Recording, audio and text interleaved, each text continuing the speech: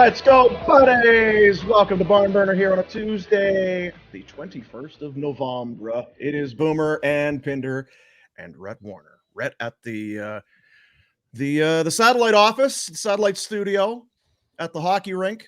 So is it just a rink, or is it like an academy where kids go to school? Oh, I just smashed my back. No, it's just a rink. It's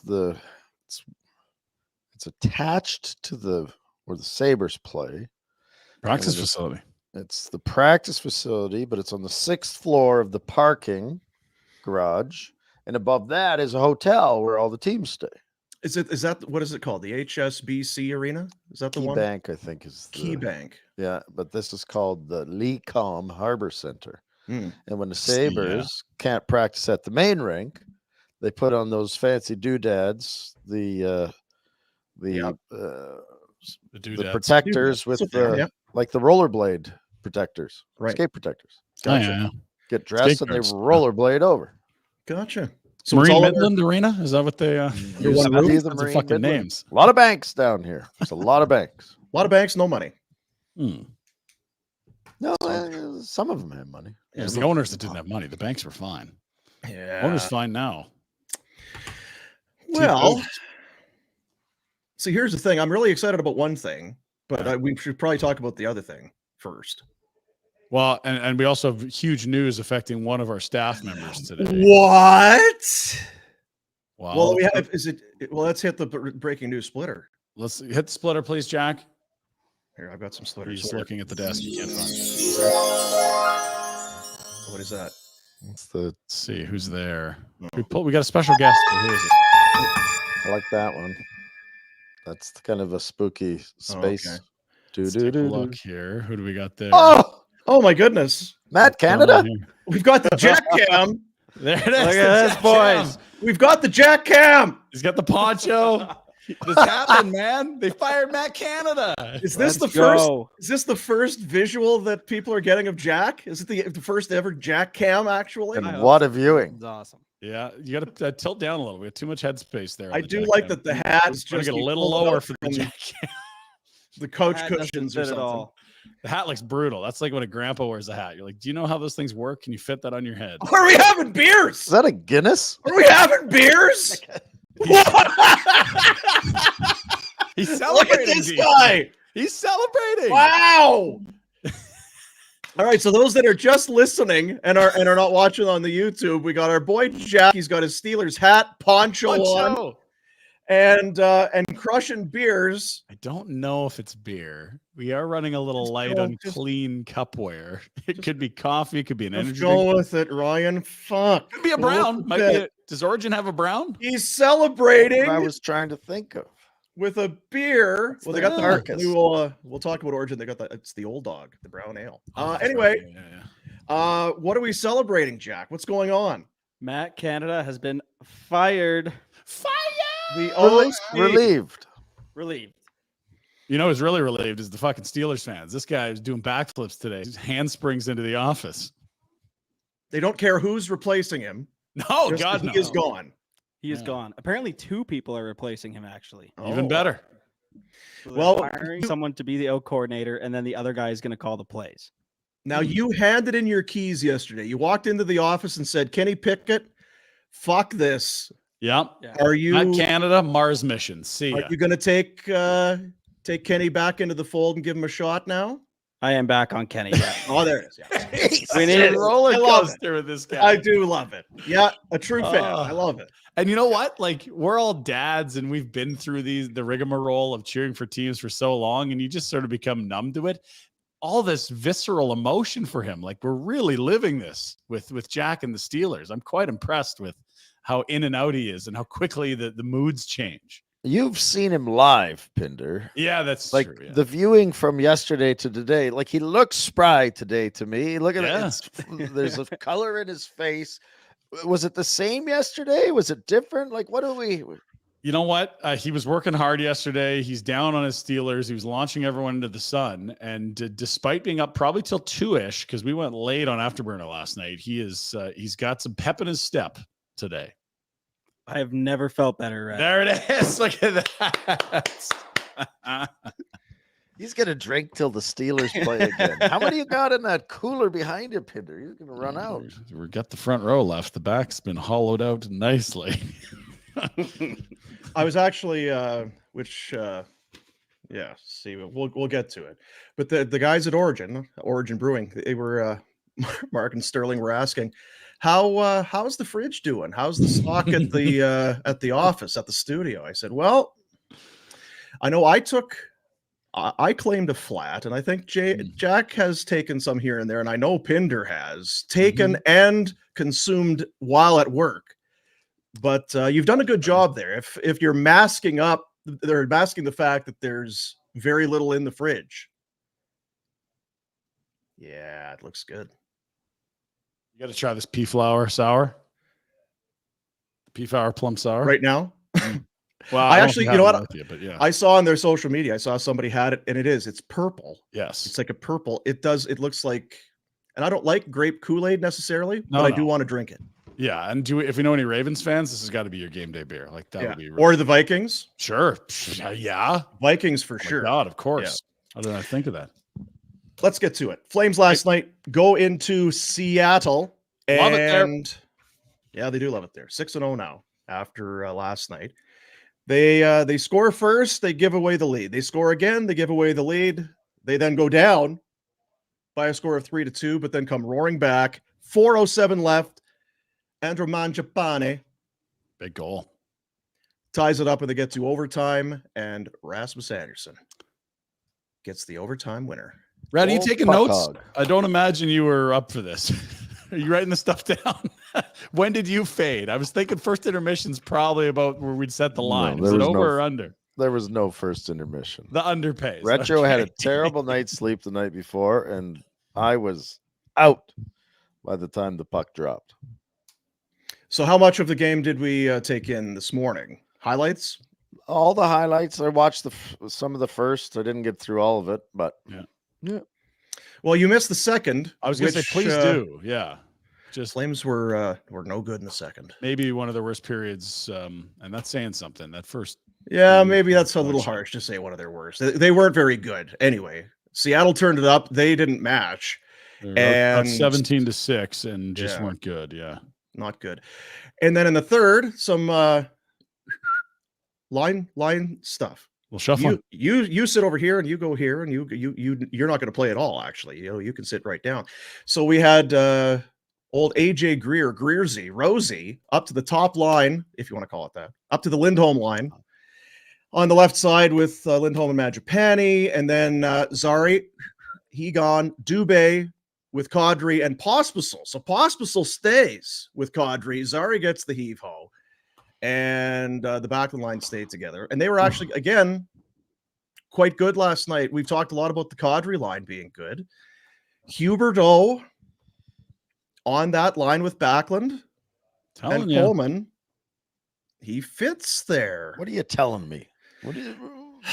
Was this your brilliance that you put together? What are you telling me? It's not my brilliance. No one's brilliance. We were kind of thinking, geez, he's your best offensive player. You're going to put him on a checking line. How's this going to work? But then we also talked about, well, it can be a stable place for players to play. We've seen guys do well on the flanks of Backlund's lines for like a decade now.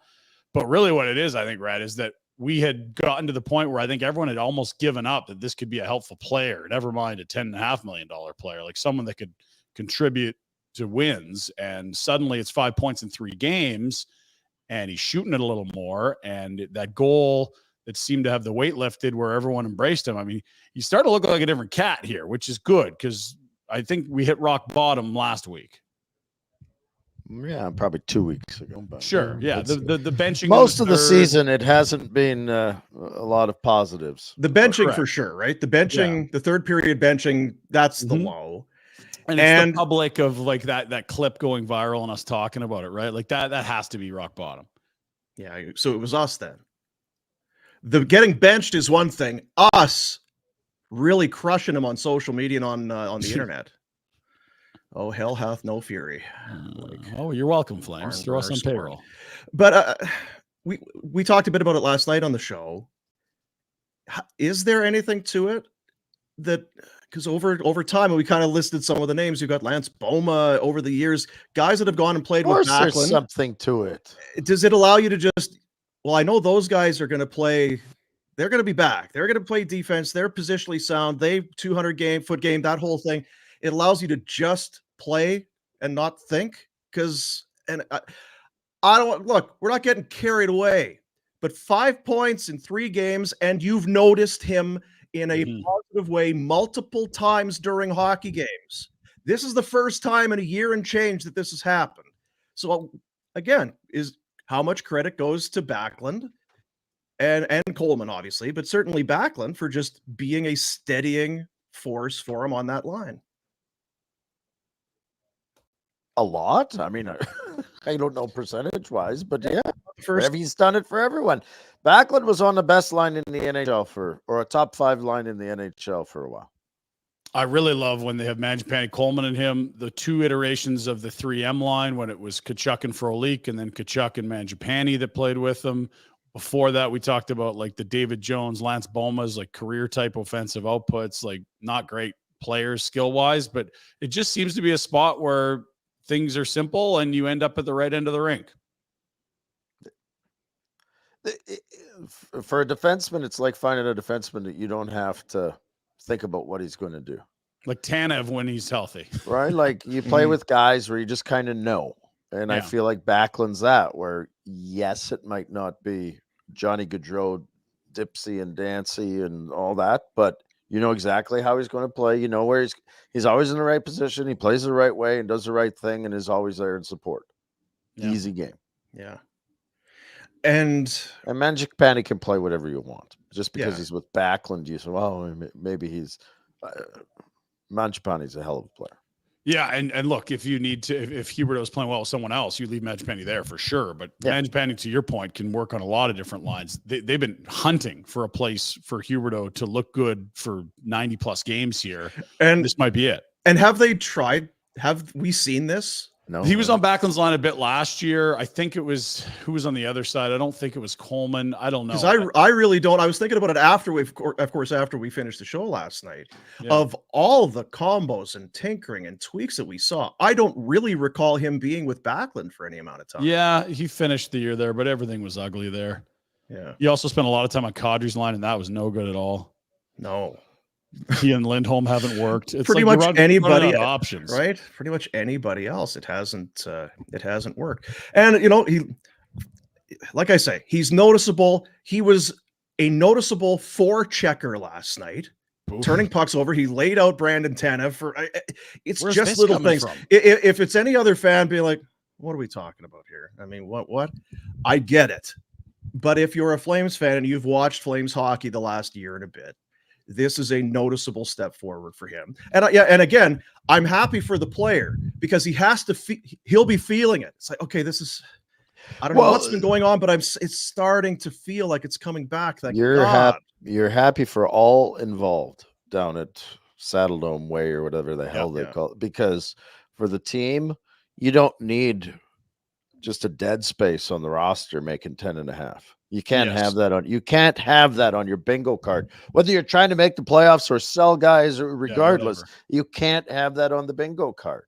Well, the other thing that I think was telling when he scored against Vancouver, it was like the way his teammates celebrated. That told me that they want this guy to succeed. It's not like he's lost the room where like this guy is such a, I'm just done with it. Like it's not that at all. It was like yes, here we go.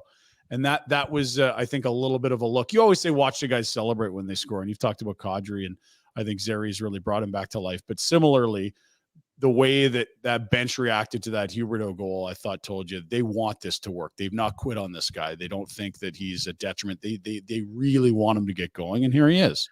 By the way, Pike's in the comments and was talking about some of the combos last year. We'll throw that up in a second. Because, and again, it sounds like a little thing, and I'm just going to. Just 2 things here because Frank Seravalli was talking about it yesterday, and I'll take his word on it.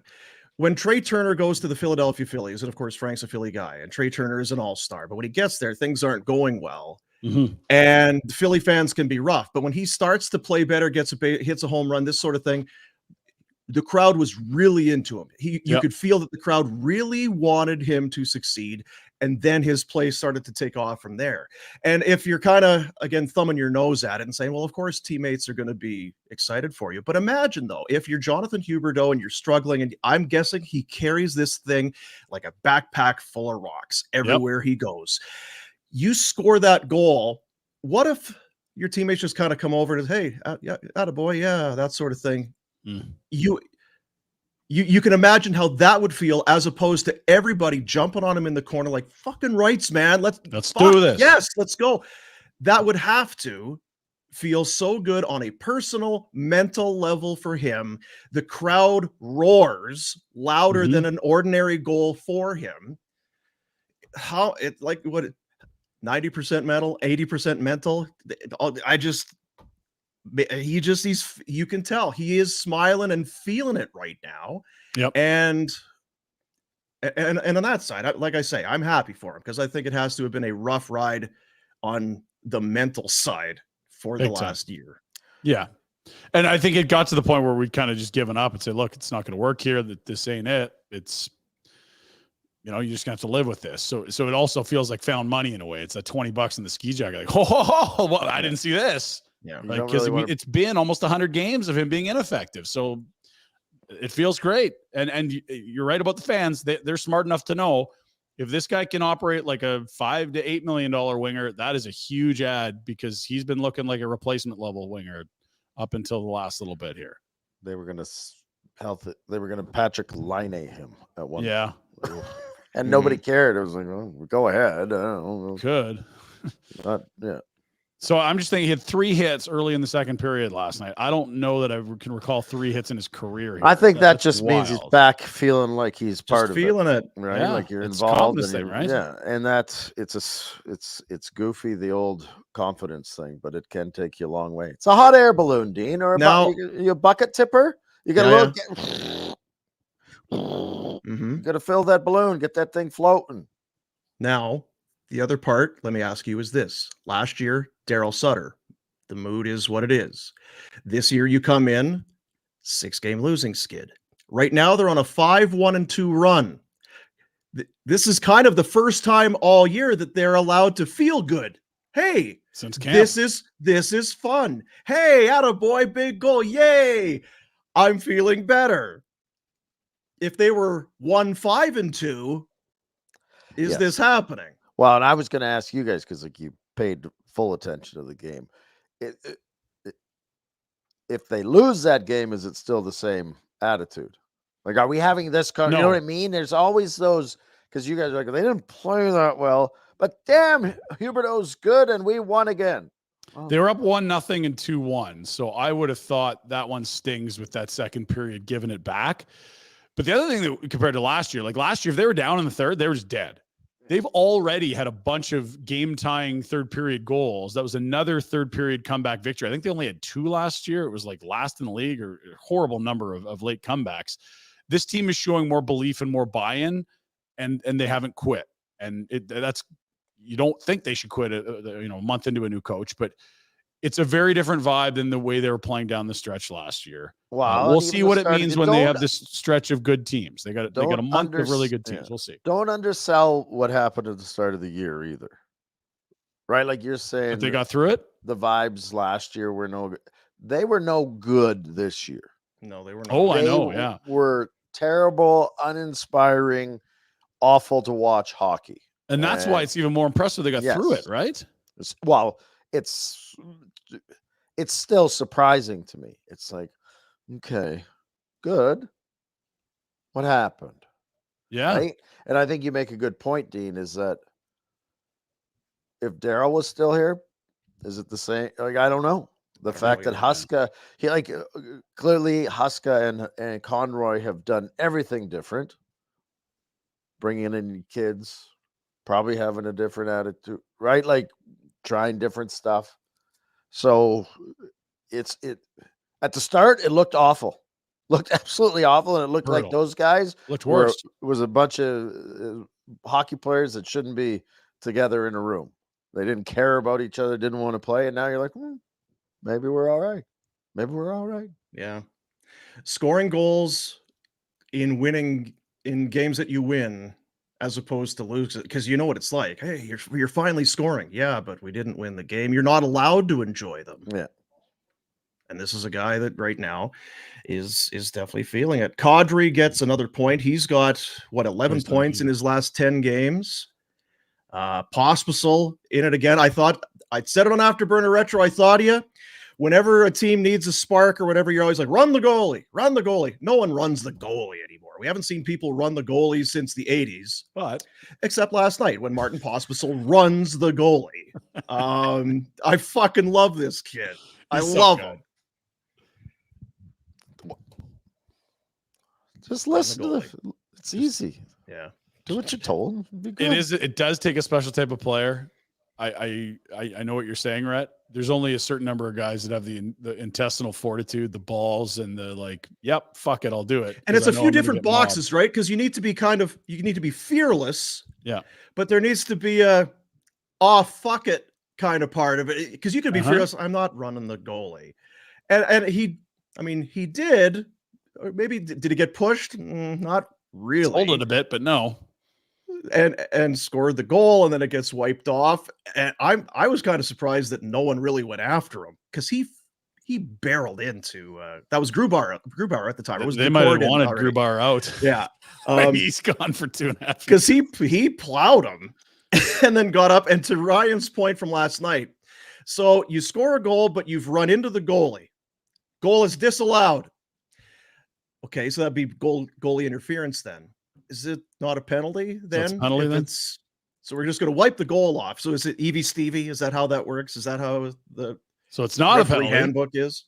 Well, then why isn't it a goal? Yeah.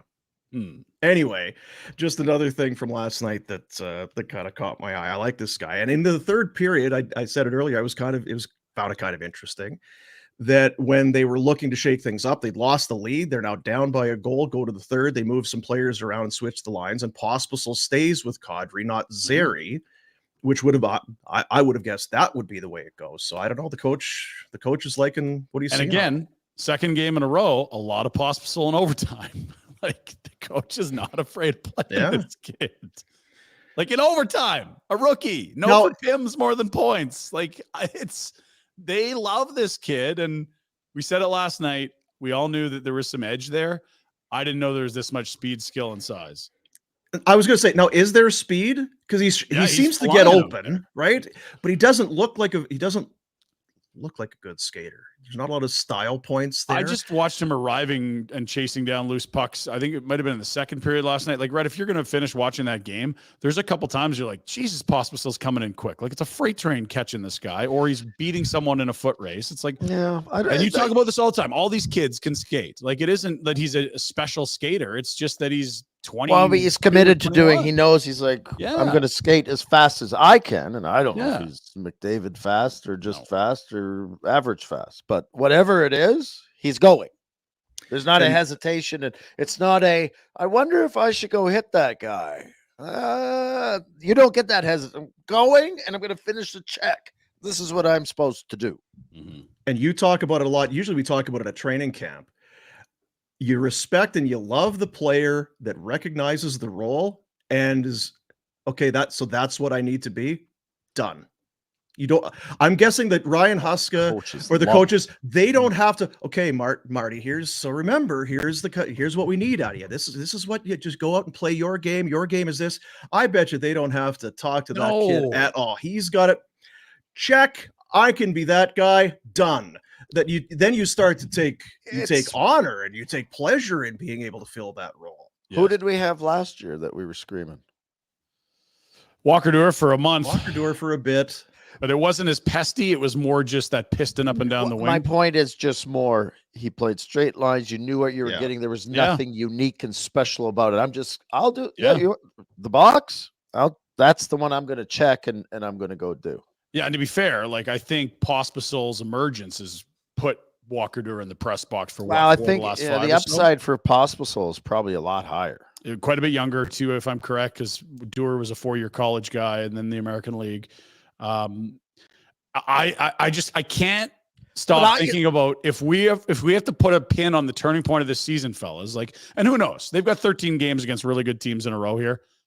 they might be right back. Either way, there's been a turning, whether they make the playoffs or not. There's been a very clear turning. But there's a distinct difference between the first 10, let's call it, and the last 10 that we've seen, or it's 9-9, whatever it is. You do the math.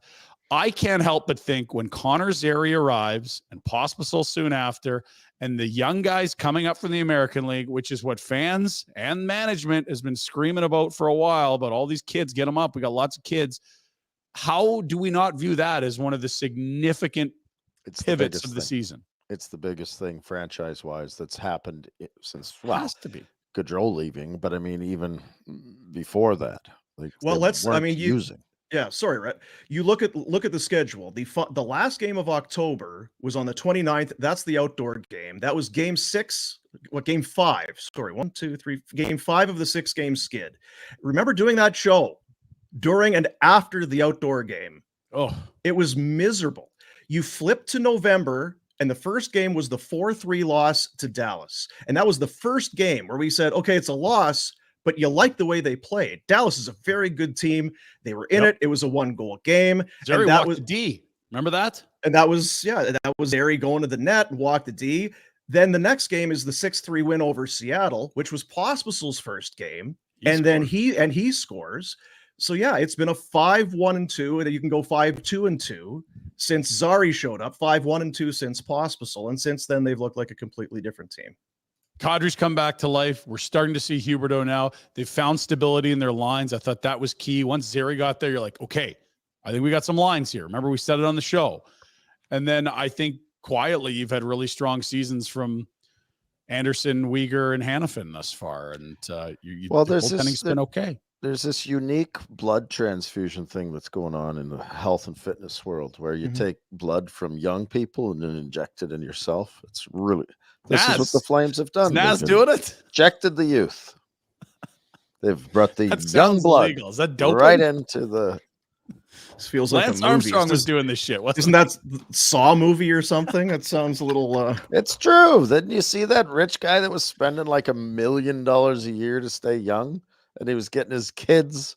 They would pull the Anyway, we don't need to talk. No, Red, I've not heard about this. I don't know that. I like how he sort of tried to throw this into health and science. Oh, come on, you guys saw this, right? The guy, that guy, he's got a Jack Attack knows what I'm talking about. He's got a shed full of kids in his backyard, and he just brings them in, and they transfuse, blood transfusion. Unless it's happening to Kenny Pickett, Jack doesn't have it. Anyway, the youth has served us well, and Dewar's not playing. I'm like, put Dewar, Pospisil on a line together, and get another guy up the middle. Let's let them play together because I'd love to see that too. Well, guys, they should have a freaking competition. Who can dump it the best to set up the other guy for a train wreck? It's like an alley-oop. Yeah, I'll put it over there. You just know you got to go and finish. And if you miss him, you owe me a beer after, you bastard. Yeah, you floated into the corner. I'll go. Mm-hmm. I thought you were going to go get him, man. Yeah, I'm sorry. Next time. All right. Yeah, beers are on me after the game. Beers are on me. So while they're playing pretty well against the soft part of the schedule, they catch Vancouver on the second half of the back-to-back. A lot of teams I'd put in the same box as the Flames. They've played Montreal, Seattle, Islanders, Nashville tomorrow, Hartford, sure. But I just mean those teams that you're like, okay, everything's going to have to go really well for you to get in. That's sort of the group I put them in right now. And those are the teams that have done well with them. And they're about to get into the tough stuff. But let's remember, there will be a Coronado return. There will be a Pelche return. Sharon Govich is playing much better, I think, in the last 2 weeks, albeit maybe a late demotion in the third last night. Like this is a group feeling very good right now. And I don't know who isn't playing some of their best hockey right now. It might be the guy that asked out 2 weekends ago. He took 2 minors in the second, Red. He jumped the gun on asking out. Way to go, Zed. Or maybe he's a pain in the ass where everyone's like, finally, this fucker's going to be gone. What? Connie. I keep getting more of that vibe. I love all the tools, but the more I keep watching the actions and the words, I'm like, this guy been a fraud or what? Like the tools have always been there. Deep. Don't worry. Listen, you don't trust your instincts. They're horseshit. I'm asking the question. I'm not saying he is. No, we are very clear on where you are on Z. I love the tools. I think he's a valuable guy. We know where you are on Z. I said last night because he, of course, is their best defenseman. Well, their best defenseman was back down to just over 15 minutes last night. So I'm guessing that Dan Milstein will be all fucking hot and bothered and sending tweets out soon. So, well, that's not helping his stock. Yes, the first tweet hasn't really been a pivot point for Zaddy's season. No. Can we have the standings somewhere, or was that? We got them in up? the Pinder Report. Okay. Yeah. What do you want to know? Well, it's getting interesting. There It is is. a general consensus that here in the next 10 days, if you aren't in by then, it's very difficult. 10 days, try 2. Like it's American Thanksgiving, right? Right. And I'm not, again, nothing's impossible, but Pospisil. Drop the ball. I know you did, yeah. So there's the division. So you can see all of a sudden, like 3 teams have ran away out of the gates. That's Vegas, Vancouver, and LA. They all will have playoff spots if they play anything like shown through the first fifth of the season. Seattle's played 2 more games. That's a bit of a mirage there. Anaheim, hot start. I don't know that they've got the depth to do it. 4 teams out of the Pacific isn't crazy. It's the rearview mirror that I'm curious about more than anything. Can Edmonton get their shit together? Not yet. And there's the wild card right there. So you are currently 2 back with 2 games in hand. Oh, God, they've played 18 games. Yeah, and again, the schedule gets tough. They're closer to the wild card than the basement, are they not? Now, and San Jose is fucking awful. That's been the first time since basically opening night. It's the basement. San Jose is historically bad here. So, are you done flipping them upside down for the time being? Yeah, that's how we're going to see them now. Well, and again, we'll know by Christmas the next 13 games. I keep saying it, broken record, but this is where we learn what they are. You can look great and work hard and make mistakes and still win against the Islanders and against a tired Canucks team that got in at 3 a.m. and against a Nashville and against, Montreal and Seattle. You're not going to be able to play like they've played and get points consistently against the Dallas, Colorado, Vegas of the world, Carolina, Jersey, Florida, Tampa. Like all those teams are coming up. They get 2 of a bunch of those teams I mentioned, and a healthy, Vancouver team, I should say, on a Saturday night. If they go 500 against this 13-game stretch, I'm in. Clip it. Could you just? I think it's. You're worse than frickin' Jack, you flip-flopper. And here's the thing. I don't expect them to go 500 is more my point. I'm not saying that they're a playoff team. I'm saying they're going to have to prove it in this 13-game stretch. And if they can do it here. 500, you said. If they get 13 points in 13 games, I think this is a team that can make the playoffs. But I think that's going to be really tough. That's not being in. You said you're in. You said if they go 500. Yeah, that's what I said. If they go 500, I'm in on this group. But you just said if they go 500, I think they might have a chance at making the playoffs.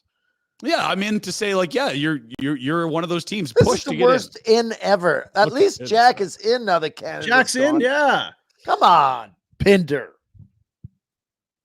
Yeah, Ryan, it's just the toughest stretch they might have all year. So if you play 500 there, that tells me you can play better allowing you that. We're allowing you the tough stretch and going to give you the 500.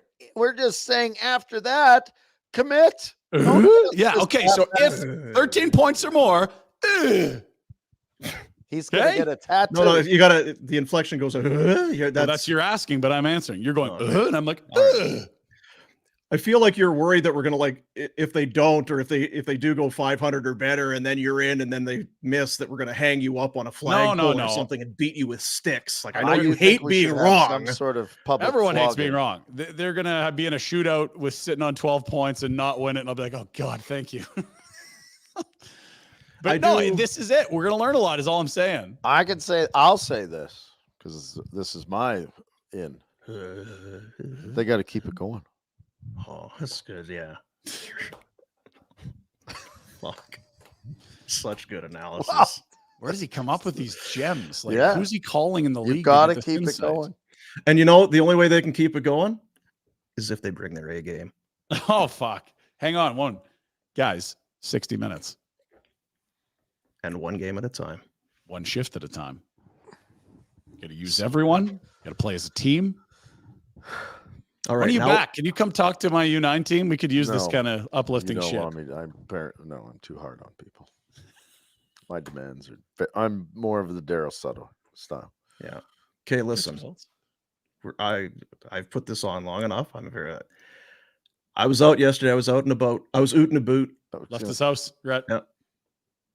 And he bitched about it. Just so people know. Oh yeah, yeah. When did I bitch? I didn't bitch. Yeah, he said all of your observations could be seen as complaints. Yep. I was out yesterday. Speaking I see. Yeah, because it was no, I was out. Just happened to be out by Strathmore. My daughter ends up. She plays a lot of ringette out there. Yeah, the ringette community is a weird one. How's the barn out there? Great. Yeah, really? it's a double one, and they got a food restaurant bar, in the middle, beverage thing up top there. You bet. It should be illegal to build rinks without one of those. You're right, Ryan. I think it's a bullshit. Fucking atrocity when there's new rinks and there's 30, I'm like, what are we doing here? Yeah, that 30-some million they spent on Great Plains Arena, and there's not a pub to be found. No. Yeah, what are we doing here?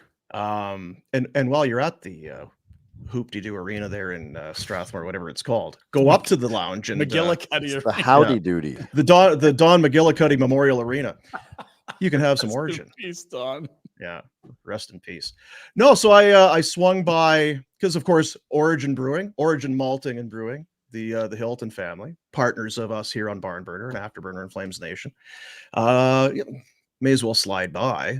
And see what's going on. So I did. It was quiet. There was nothing going on. But there's something going on, boys. Take a look. Quiet? What are you talking about? Nothing but something.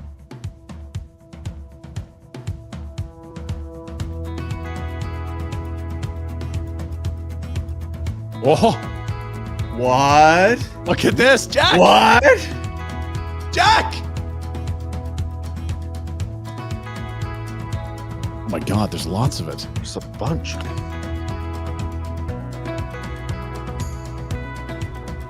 This is the Dora roller coaster right there.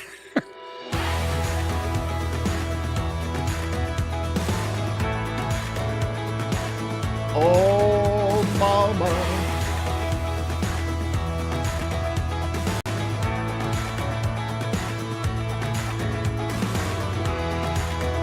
Look at this machine, eh? Put that right in your yapper. Put it in my garage.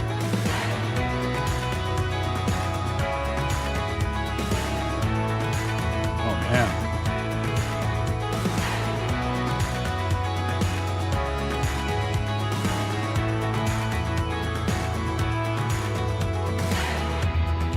Like that orange hoodie, too. Our boy.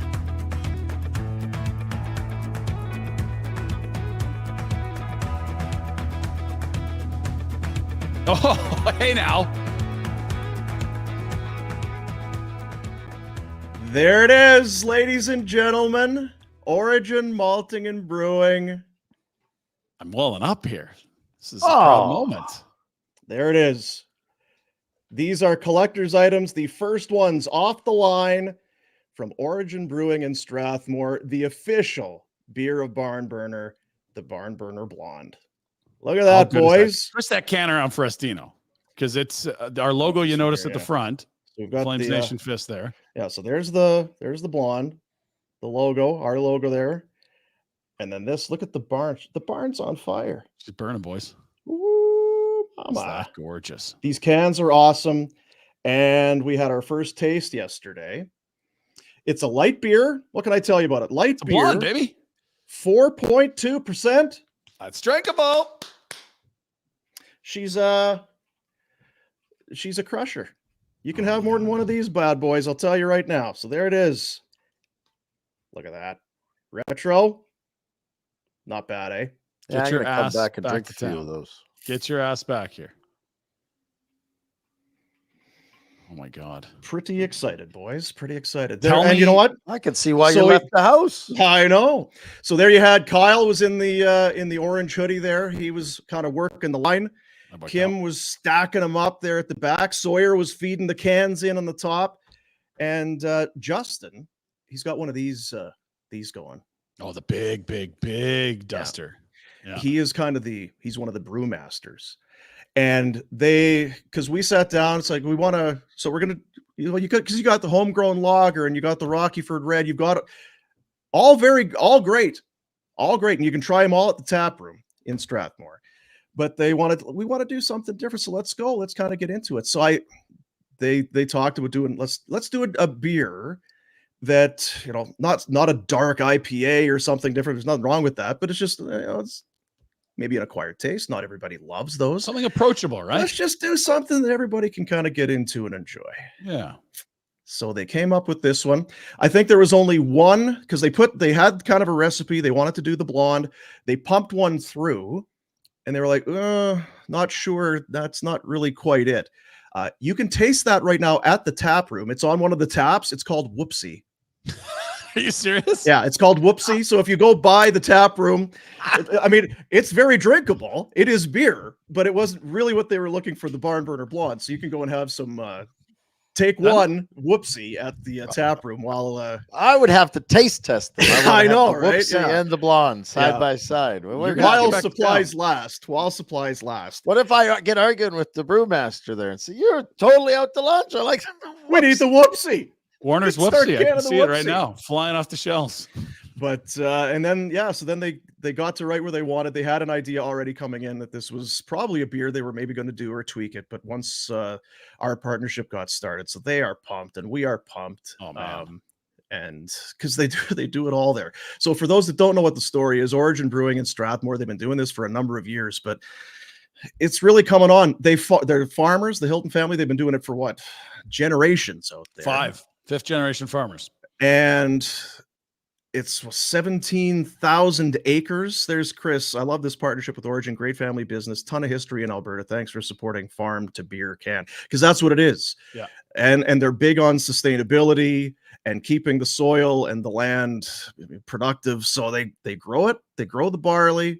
They bring it in. They also have a malting facility. Malt the barley. So they malt the barley and then it goes to the brewery. And their malt is there's breweries in California, they're across North America, that buy their malt because it's elite malt for, I guess, people that are in this business. Something about that area in Alberta produces some of the best barley that you can grow.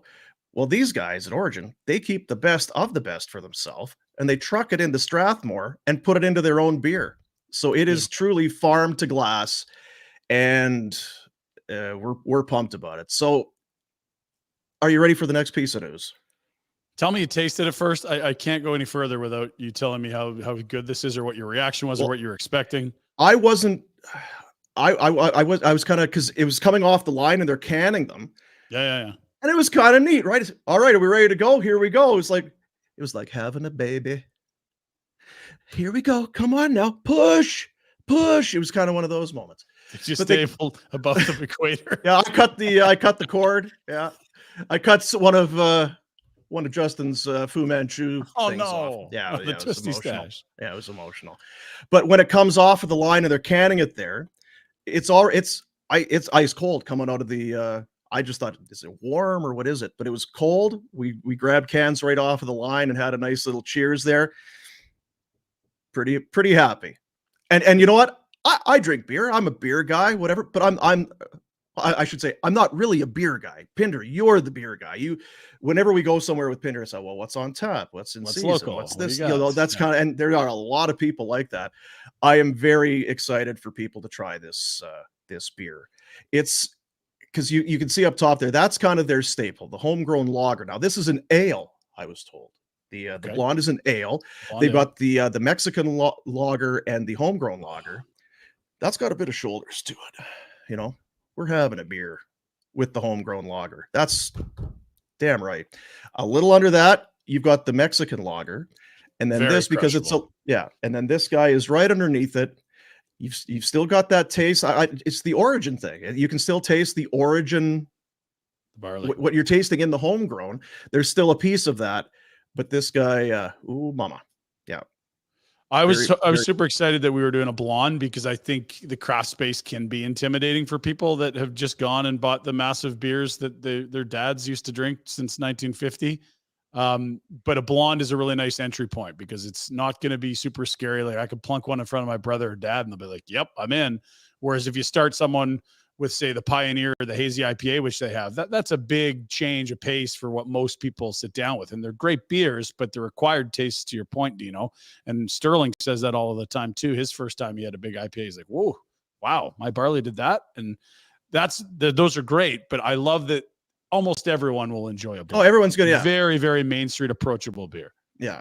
And the thing with Origin, there's still it's a big operation, but in terms, they're still growing, they're getting bigger. So you're going to be able to get this, and of course they have all their beers on in keg so if you got a restaurant, if you got a place and you want to get, because we mentioned last week, National on 17th and National in West Hills, Merchants there in Martaloop there, and I don't want to leave anybody out, but there's a number of restaurants and nice places that are getting it on tap. Like the Nash in Inglewood's got it. Our buddy Mandeep, home rink. Oh, baby. Our buddy Mandeep at BK Beaufort Liquor, he got in a whole raft of the cans. So you can go there.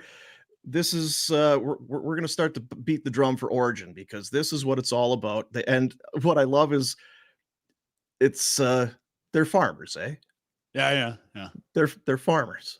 There's no whoop-de-doo here. So we're just trying to do our best. Do you guys like the beer? You like it? It's good. Yeah, no, it's really good. Yeah, we're just honest people. We're doing things right out here in Strathmore, and I would love to see this take off, because it should be.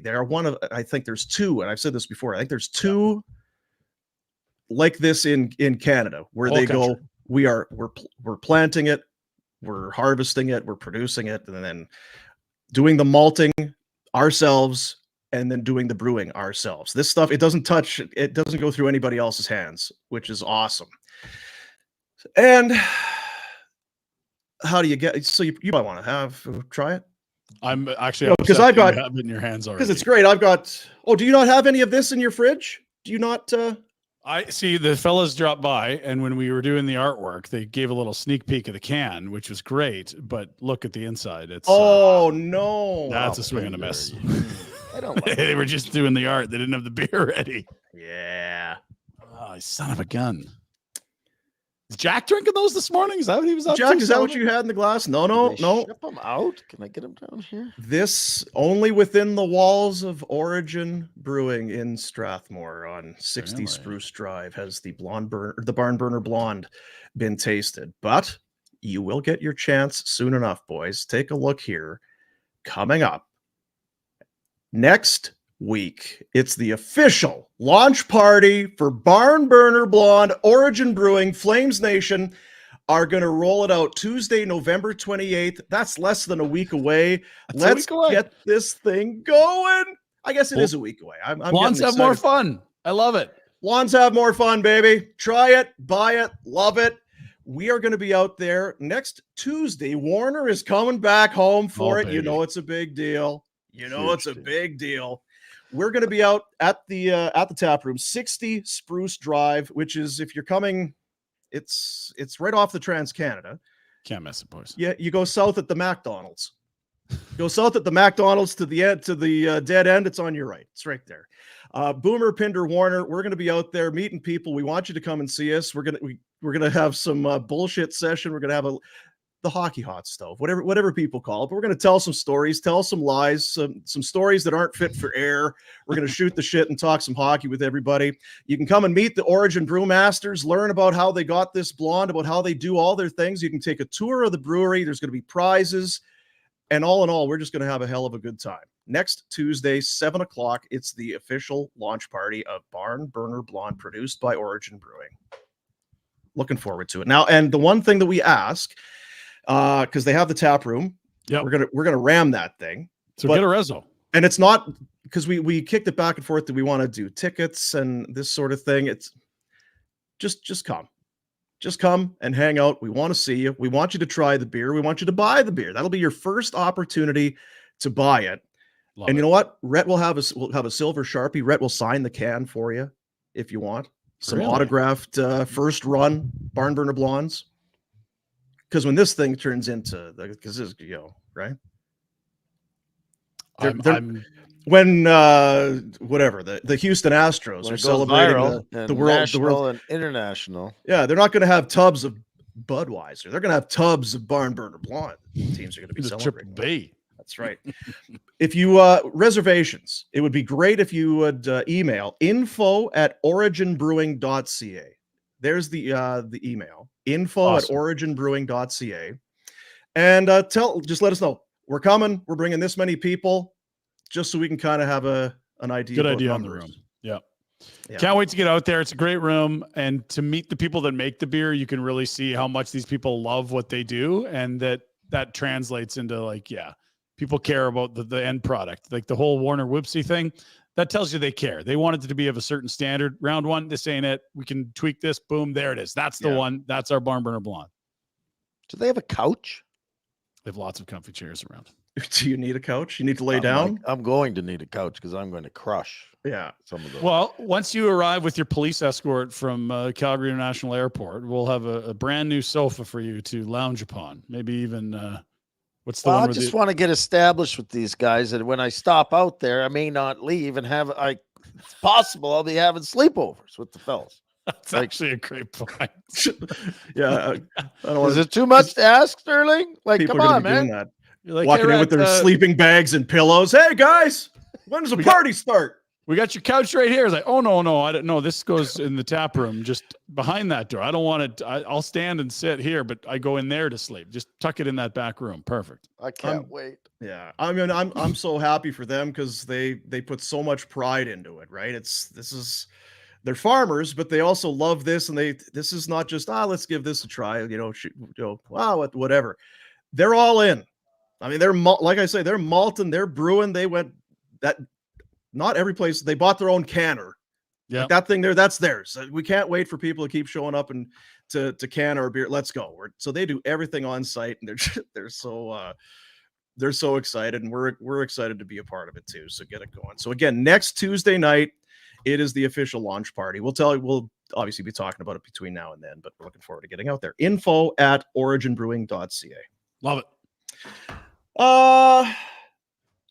I want to tell you know what? Let's do this for McLeod Law. Might need a lawyer. Really? See how next Tuesday goes.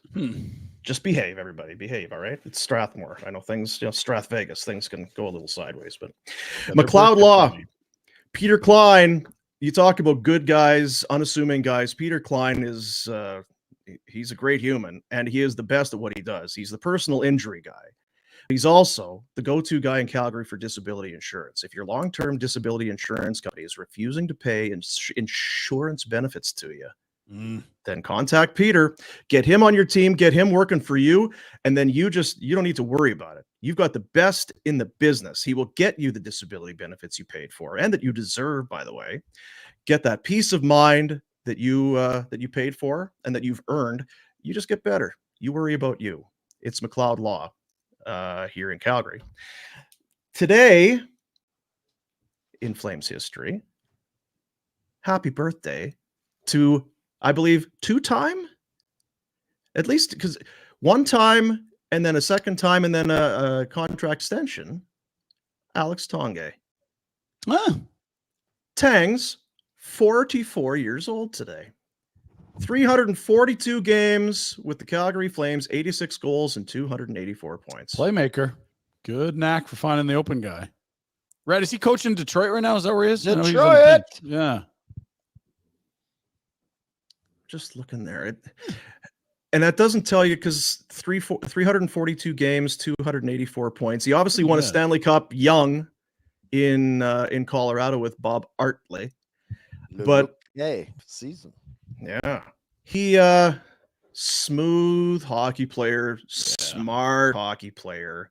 Was fun to watch, made guys around him better, and just kind of a quiet, nice. What's that? Didn't make Red better. Didn't make you better? The other end of the rink, he'd be helpful, Red. Not your end. Shitty. He was the guy that was frustrated with. It's like, Jesus, Warner. Warner, that's wide open there. Can we do something with the puck other than smash it? That Brett Hull story. D to D and icing is not a breakout. That's not a breakout. Love that play. Yeah. Tangs, are you going to come back or what? Are you going to come back and help out on the back check? You ever heard about it? It was such a funny. Sorry, I'm interrupting your story and what you're doing, but it was such a funny dynamic when Tangs was there because it was kind of Tangs and Iggy and the forwards. They're like, Jesus, you dumb defenseman. Can you please do something with the puck? And Reggie and probably myself and other guys like, can you guys at least come back and some sort of support. Like, we're not that good. We can't get it up to you. Like, it was always a battle. How are we going to play? And it was interesting because that 04 team, there was no mistaking. Like, you weren't the dynamic offensive club, and everyone did come back. And then as you sort of brought in some higher end guys around Iggy, it's like, no, we can outscore teams. It's like, well, hang on. How do we get good in the first place? That was a real thing for, I want to say, like 5-6 years. And the beauty of it, both sides probably had a point. They did both have a point. Yeah. The forwards certainly could have tried coming back a little harder. Yeah. And but Robin Regier didn't have to shoot it off the glass as a breakout. Like, he was talented enough to push himself. I was open. Oh, did I ice it? Sorry. Maybe if you came back. Both stubborn. Both sides just stubborn as hell too. Oh, right? and again, you were obviously there, but even from a distance, from guys that were covering the team, you could. I mean, it was a twice a week. You could tell that it was like, you could hear little things, little comments in the room, or watching morning skate or watching practice. Oh yeah, here, look, snipe there, because it would be because Jerome and Tangs were tight, and Jerome, as we know, stubborn. And then I like the way that you said, guys like Reg and probably me would be probably you, hey, probably you. Whoa, fuck. Oh, maybe if you came back, fuck. Just imagine. I didn't fit into the new era. No, you were not in the new era. But I like that Rhett kind of sort of tried to sell himself as just watching this debate. I was a moderator. No, you were in the middle of it. We know you. I do remember, though, seeing Reg like sour. Like you say, frustrated. And everybody wanted it to work. But at the same time, everybody really believed that what they were they were selling was the way to do it. Because and remember, now it was not just you and Reg. Kipper's part of that group too. Yeah, Kipper's job's easier if everybody comes back and tries to keep the puck out of the net. No well, and Pinder made a point. We'd had success playing a certain way, so there was a bit of a belief that if we just continued that, but probably wrongfully so, right? Like, dance with the one that got you there, but also the game had changed. You couldn't play that way. That's true. You couldn't water ski through the neutral zone. It was less rugby at that point. That's true. Change those rules. What's going on, buddy? Is that your back again? Back, and it doesn't have any. Oh, it doesn't have any protection. Just a mesh. Oh yeah. That hurt. Well, you could sit up. That's like a Warner cross check in front of the net. I had a barn burner blonde, I could feel. If only you did. Or blonde. Happy birthday to Tangs. I would love to get Tangs on the show. He's such a nice guy. You know what he is? He's a smiling, pleasant human being. You know, along with Connie. Again, something that's kind of interesting is that you would not envision Tangs and I getting along, and we get along. Is that right? Smashingly. Yeah. Well, it's probably more Tangs than you. It's because it's because of the Christmas parties that he absolutely loved. He got absolutely smashed up, and he didn't realize that he was a fun-loving fella. And then this is great. Yeah. You know who else's birthday it is today, Dean? Oh. Well, one of the burgeoning stars of the hockey club, 29-year-old now, Nick DeSimone. Nicky! 29 for the first time. He might be taking a bit of a breather after last night. Outside of last night. Yeah, I really like the way he's played. Yeah. It might be Denis Gilbert time, Rhett. It was a tough one for old Big Brett Burt. You don't change a winning lineup, Pinder. We'll see. Don't More on Nashville. Yeah. You talked about feeling good on the right time, and you got to keep it going, Rhett. How do you like rolling into Nashville on a 5-1-2 stretch? Off day today. They were in the wee hours. We doing a little country music brunch here, or what's going on? I'd be shit-faced already. The honesty on this show is just remarkable.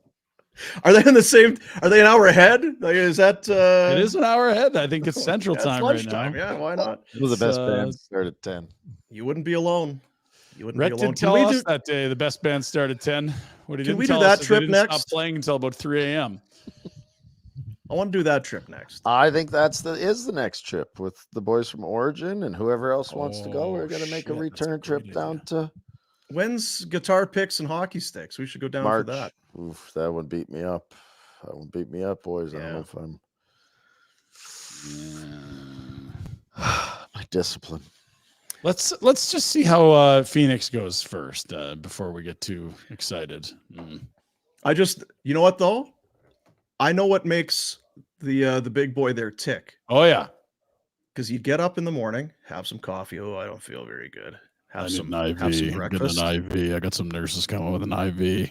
And then it's so the bands are already playing, eh? Well, maybe just go have one or sit down, see how it goes. And you know how it is when you have one and it's just delicious. Oh, yeah. You have one and it's delicious, and live country music in Nashville. Now I'm dancing. Who was the band? You had them here for the for Stampede. They were staying at your buddy's place. There was a band that was playing that I think they turned Worst into a little saloon for a week. Yeah, because we saw them in Nashville. You were all pumped up to see them, and they had sort of the earlier slot, like 10 till noon or something. Yeah, that was Kenny Wagner's band. Yeah, Red Boot Productions or something like that. John, I want to say John Riggins. Yeah, I was going to say Regas, but that was the owner of the Sabres when they went bankrupt and he went to jail. Riggins. Regis and Kathy Lee, that was the show. That was a different one. Oh, and the thing is, you go to Nashville, there's no shitty bands. No, God, no. You know what? Like, I can't listen to you guys go to that Mexican joint when you went for the draft? No. Right across from Bridgestone, there's a Mexican place. Oh, Pinder, you'd be in heaven. Yeah. Damn it. The margaritas and the guac, and just sit there all day. Yeah, man, let's go. Right now. I was going to say, if I'm not mistaken, don't the direct flights when they're seasonal? I'm going to do some googling on that front. Well, I mean, listen. First things first, and let's do that. We'll tell you about Phoenix, and then we'll get into the Pinder Report. But first, there you go. That's so happy birthday, Tangs, and to Nick DeSimone, to varying degrees. There you go. McLeod Law. Proud of the Calgary roots, big part of their long-standing client relationships. They understand the city. Now you see, because you see all these commercials and stuff. It's like, oh, these lawyers are great. These lawyers. Oh, well, where are you guys? Well, why? Well, I'm in Calgary and I need some legal assistance. Where are you? Oh, Toronto. Oh, a lot of good that does me. What do you know about this market? So what am I supposed to do with that? Calgary's a unique place. I need people to know Calgary. Calgary roots run deep for McLeod Law here in the city. They understand the people in it, the way things work. And like the community, they are varied and diverse and share a commitment to making a positive impact on our city. McLeod Law, McLeod-law.com. What was I going to do? Well, the trip. I mean, you're talking about Nashville. Let's one foot in front of the other here. Let's not go too far. Yeah, let's because that's coming up. What's the date today? Jeez, it's going to be here. 21st. Wow. Truly, it is. We're less than 2 months away, fellas. American Thanksgiving. Get that passport done. God damn it. Rhett, my passport expires in April. You can't be traveling with 60 days or less on your passport. Book a flight. Go down to the passport office. Show them your flight. Say, let's expedite this here passport issue. Done. Okay. Do you have to make that noise? Mm-hmm. They won't understand it. They're like, I don't think, sir. Okay, yeah, back in this room here. We got you. Oh, really? Oh, I see. Well, it must be serious. Come with me, sir. We are going to Phoenix in January 11th to 13th. We are going to watch the Flames and the Coyotes play at Mullet Arena. We have your flights, your hotels, your game tickets, transportation to and from the airport. And right now, because it is Black Friday and everybody's putting stuff on sale, why wouldn't we be the same? $12.99 based on double occupancy. Join us on the trip. We're gonna have a heck of a good time. Dean's gonna get a sunburn. We're gonna have a ring-a-ding-dong dandy of a good time. It's gonna be a ring-a-ding-dong dandy. It'd be great if you'd come, guys. $12.99 based on double occupancy, and we have a Friday to ourselves. Friday is do whatever the fuck you want day in Scottsdale / Phoenix / Mesa, whatever you want. You want to top golf it? Maybe you want to go to the outlet mall. You could real golf it too, Dean. There's a little bar in Old Town that has country music playing, so that's high on Rhett's power rankings right now. I feel like we've got a full day. We need to map this out. I got in so much shit there the one time. They're gonna let you back in? Bad. Look at this. Nabber and Company. They're booked. Mullet Palooza. We need Rocking shirts. the mullets. Gotta have That's shirts. what we're doing. We got to get rocking the mullet shirts for everyone. Yeah, I like it.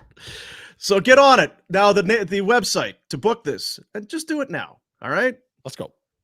I noticed one of our buddies had buyer's remorse. Did you see that? It wasn't buyer's remorse. It was passport remorse. Is that what it was? Yes. Did you read the email? He's like, Well, I hate to do this to you. Dude, Uh, get it expedited. Let's go. Get it figured out. Anyway, nationgear.ca is the website where you go to book your spot. Again, $12.99, double occupancy. Be there. I know it's the way guys work. There is a bunch. It's like we haven't sold very many of them. It's like, just wait. Don't worry about it. And then think. It's, is it 2 months? It's less than 2 months away, and then it'll be less than a month away, and then it's going to be sold out. So don't be like guys that we are and procrastinate and wait too long. Nationgear.ca and book your spot in. It is presented by Alberta Blue Cross. There's only one thing better than sharing memories, and that is making new ones. Alberta Blue Cross Travel Insurance protects your memories and more wherever travel takes you. Visit ab.bluecross.ca/travel for more information. Alberta Blue Cross, celebrating life's memorable moments inspired by hockey. That's, I'm sure, what's going to inspire memorable moments on our trip will be the hockey. Well, I mean, the hockey's happening in a crazy barn. I'm going to rock the mullet. We're going to have rocking the mullet shirts. We're going to be pre-gaming. We're going to be on campus. It's going to be a blast. I got in so much shit there one day. Well, I'm in shit again. I forgot my kid's equipment, and he's supposed to skate here in half an hour. So, do you have to go, Rhett? No. What can I do about it? I don't know how far away he is, but yeah. Oh, he's at the rink where I'm at. That's part of the reason I do the show from. Oh, shit. So he's there. So we had this issue last night. He's phoning me, and I'm ignoring him. A young man left his stick at a facility, and all of a sudden we were slated to be very early and extra on time. And instead, I did not get to eat dinner and was racing around the city looking in lost and found stick bins, hallways for a misplaced stick. Who is at fault here? Is it the parents that have to oversee these children? Or is it like, this is your gear? That's get a it good sorted point. out? That's a good point, Pinder. Screw my kid. He should have put the stuff in the truck. You're not playing hockey. You're in charge of your gear. That's right. Do you have the things you need to coach today? Maybe. There is no worse feeling as a hockey parent.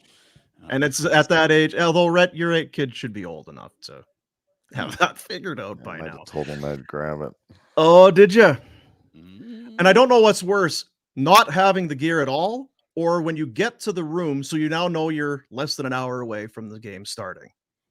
Why would we have one skate and only one skate? How do we have one skate? Why do you have one glove?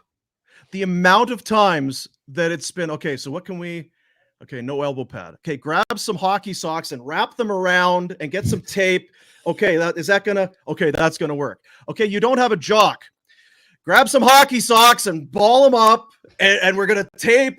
Okay, now punch them. Don't punch them. Does this hurt? Does this hurt? Okay, out you go. The shin pads were a little tricky, but usually you could find somebody. You start walking the halls. Hey, can I borrow your kid's shin pad? We forgot ours. It's just a cluster. It's worse when your kid's the goalie. Oh, yeah. It certainly is. Yeah. When your It's kid tough is to the play without goalie, the goalie. yeah, it kind of puts a wrench into a lot of things. Like the morning To play. we got out of the car and we're walking into the building, and my daughter turns. She's like, "Dad, where are my pads?" Oh, Yeah, you Oh, fuck. And that never happens when it's the rink that's 2 minutes away. No. Cross down. yeah. No. Cross So down. we're about 45 minutes away from puck drop and about 30 minutes from home. Mother. It's all right. Those these cities don't build themselves without those red light camera tickets getting paid. Yeah. You're welcome, Calgary. $148. That's right. Spend it wisely. All right, Pinder Report.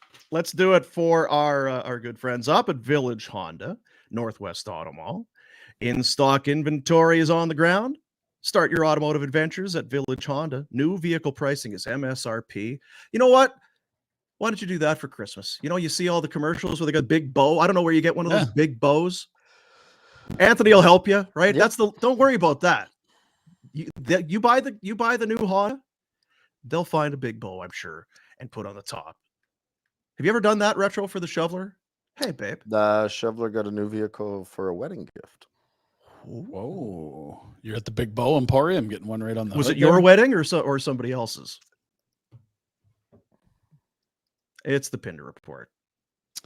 Okay, fellas. Well, we did some long form last night on the Flames and Kraken. And why not? It was a late start, and we had to do a show this morning. A smooth 92 minutes of post-game coverage. Here's a small sampling. What if this 5-1-2 run, because that's basically what they are in the month of November. Yep. What if that's their October? What is our narrative? What is everybody's narrative? What's the vibe around this hockey team if they're 5-1-2 coming out of October instead?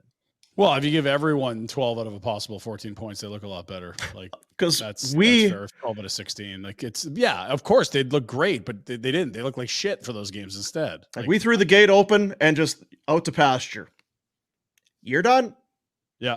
Off. Well, and so did the extension talk, to be fair, right? Like, the team and the agents did the same thing. They're like, you know what? Press pause. Like, we'll pick this up later if we need to, but right now we can't do this. Yeah. Because my guy's not locking in for 8 years of piss poor team, and the team's saying, whoa, we can't lock up a core of a group. It's not good. But they deserved the concern. They were bad. They literally said to the media, we deserve to be booed. I would have booed us.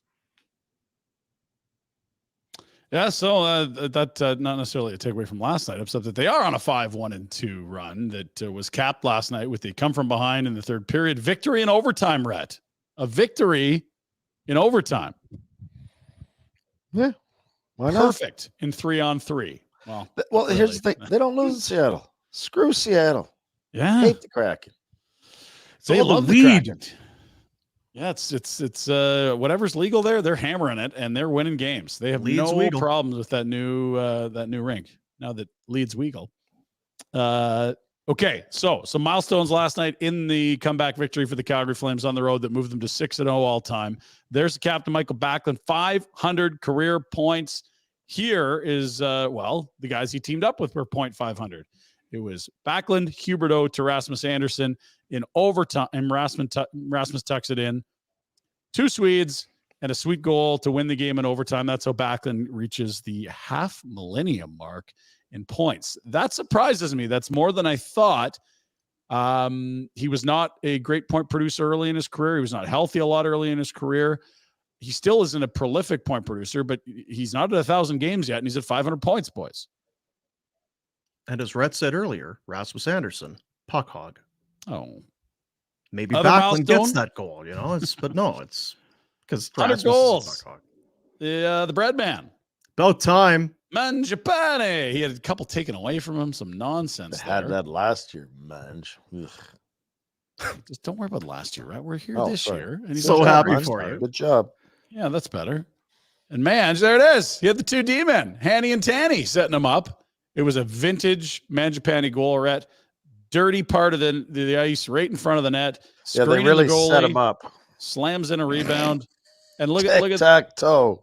Well, and you look at Tanev's smile. That's how the assists looked. It was just whack it on net and got some bounces. God, look at Tanev. I know. I mean, that's something special. He's an animal. And he goes down the tunnel twice a night, I swear. It's just, the guy's a maniac. You know what I love is when the Flames.com or their social media team, they'll have the photos of the guys walking in.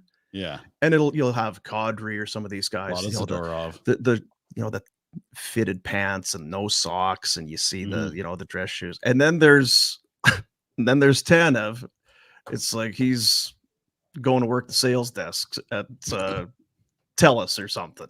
I think he's in the line looking for a job at the unemployment office. He's got hammering a muffin out of the side of his mouth that's still got teeth in it as he's walking in. He's got some brown suit. He's probably got 2 suits, one green, one brown. Just, I guess I got to dress up, whatever. It's he strikes me as one of those guys, doesn't need fancy things. No. He does not have a gold bathtub. No. Let's look at the standings. We did earlier. We'll quickly recap. Here's the division. Again, at the top, Vegas been great. Vancouver, solid start. LA has been sensational. We'll talk about them more in moments, guys, as they got games in hand on both those teams. Look at that. Three regulation losses, better than Vancouver. Like, Canes. That's right up there, top of the league. And more news on them on the road. They're not afraid of leaving LA. Seattle, 2 more games played than Anaheim and Calgary, who find themselves 1 and 2 points back, respectively. And the Oilers, another regulation loss. They lose in Tampa without Vasilevsky and follow it up with a loss in Florida without Barkov. And things got a little pissy post-game. We'll get to that in a moment. Are you going to run that? Are you running that? Some stuff. Oh. Dean, it's the Pinder Report. Okay. I report, you decide. Yeah. Connor Zari's having a great start. Last night, ice time limited in the third after that awful second period. They shuffled things up, but let's not lose sight of what's been a sensational start to the year. This is from Flames Reddit. When you realize Zary has more points than Gaudreau this season. What? That's the thing, fellas. What? I take no pleasure in Johnny struggling. I don't either. You know how I feel about John. It's a statement about Zary. That's what it is. That's how good he's been. I want good things for John. I'm not happy to see this. Bring him home. This is not victory. Bring him home. Perhaps it's shitty enough in Columbus. It's certainly not going glowingly. Come on, Dean. Come on. It's okay. Come here. Come on home. Bring it in. Come on. Come here. It's okay, buddy. It's okay. Come to daddy. Come on home. It'll be okay. Come on. It's not your fault. It's not your fault. It's not your fault. It's not your fault. Big bad tree is gone. You can come back. Johnny, it's not your fault. Yeah. Boston Pizza. He's out of here. You don't need come back where you're loved. It's not your fault. You don't need to eat those cactus cuts anymore. You can just come home. That's slander. Come on now. I love cactus cuts. They're so good. Here's the schedule, fellas. Tough road trip. 3 games, 4 nights, 3 cities, and maybe a hangover. They're in Nashville drinking right now if they're like Rhett. I'm drunk right now. 41 Coors Lights. November 22nd is a tomorrow. That's a 7 p.m. start. It is a tomorrow. Friday's a Friday. That's Hawaiian T-shirt day. They'll be in Dallas against a very good Stars club. Oof. And a cranky Avalanche group last night. We'll see how they look on the weekend as it's the second half of a back-to-back. Good thing that airport's located so close to the rink in Colorado. It is convenient. Denver. It's so convenient. When you land at an airport, you know what you really want to do? Settle in for a nice hour-long drive. Fuck. They'll be getting in at like 3 a.m. Mile high hippies. Which one's worse, that one or the Leduc Airport in Edmonton?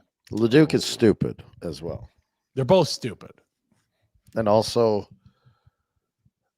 San Jose's airport and their they got the curfew bullshit. Yeah. The thing about Denver is at least it's Denver you're getting to. In Edmonton, it's... Because that's the thing. Now, they built a new arena in Edmonton. Right. But it's no closer to the airport. The airport's still in Leduc. Right. Correct? Yeah, the gravity between those two, they haven't pulled together. It's still, Anyway, so I didn't need to pile on Edmonton. Either way, that's the schedule. We'll learn a bit about this club as we talked about. Busy month ahead. Lots of road games. Lots of contenders. I wonder if they go 500, what'll happen, though?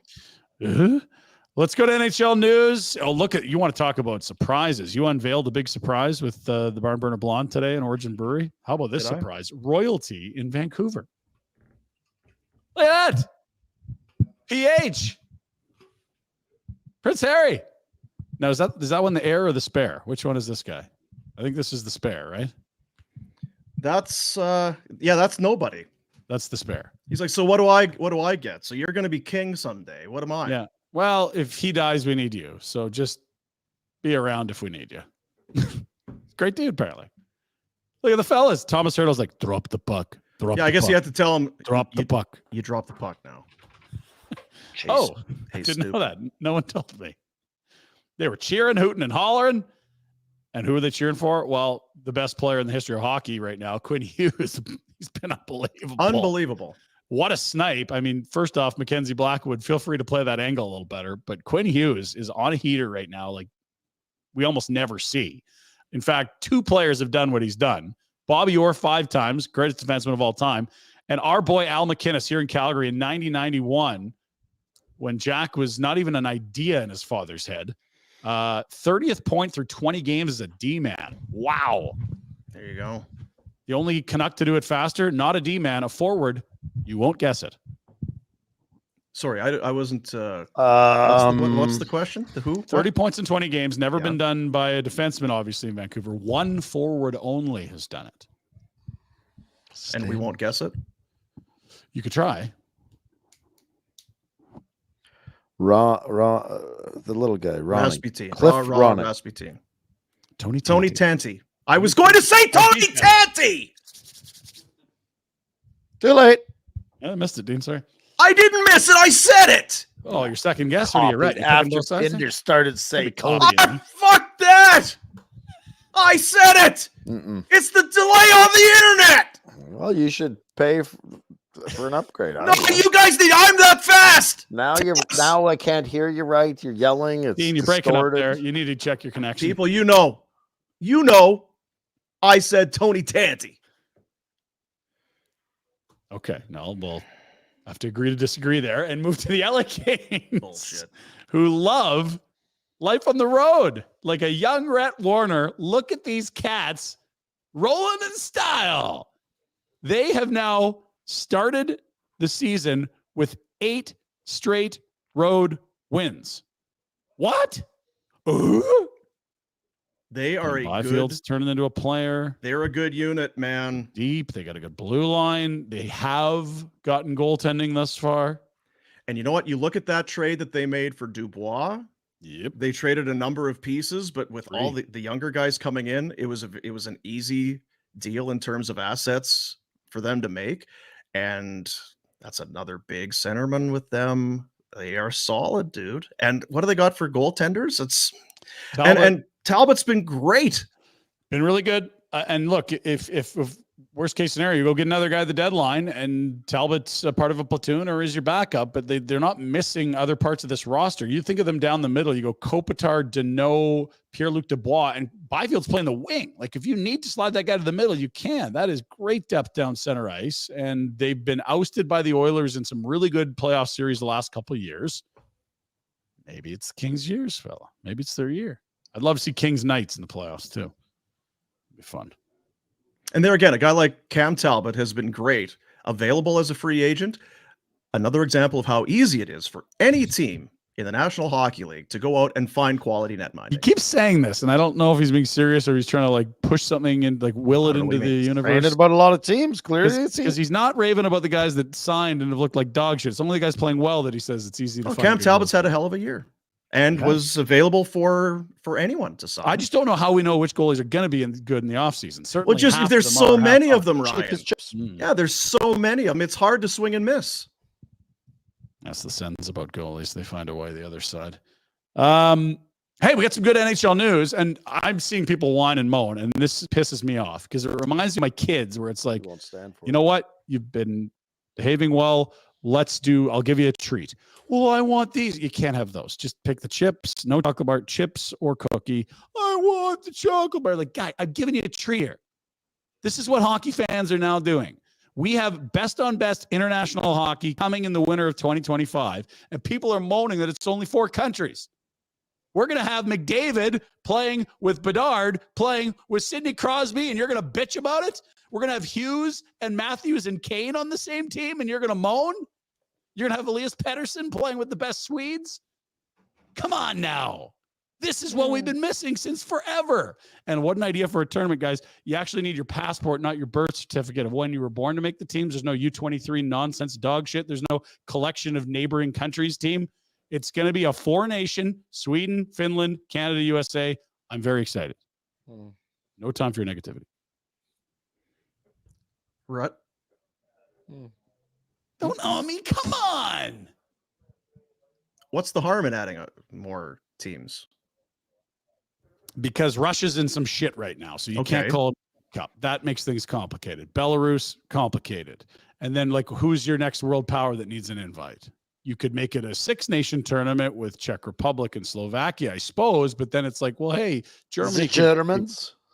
So here's a start. We like the Ryder Cup. We don't moan that there aren't South Africans at the Ryder Cup. It's Europe. It's America. This can be a great event that also could be part of Olympics and World Cups. I want to see best on best. We get 4 of the best countries on earth at hockey doing best on best. That's better than 0. See, you want the chocolate bar? I'm offering you. There'll be some, but I mean, you when know you what talk though? best I'm on good with my best, popcorn, and I have that all winter, and I actually don't clamor for best on best and international hockey. You don't want to see Canada, USA? You know what, Rhett? I think it's. I would do it if it's in the right scenario. Go to the Olympics and play in the Olympics. Sure. I just want to see Canada, USA. 4-game playoff? Fearful. No, you're cheating. It's my brat kid right here. You half-assed it again. It's kind of It's just it's a made up. We know thing. We can make some money, so let's throw these 4. Like if I was one of the players, I'd be like, "F you."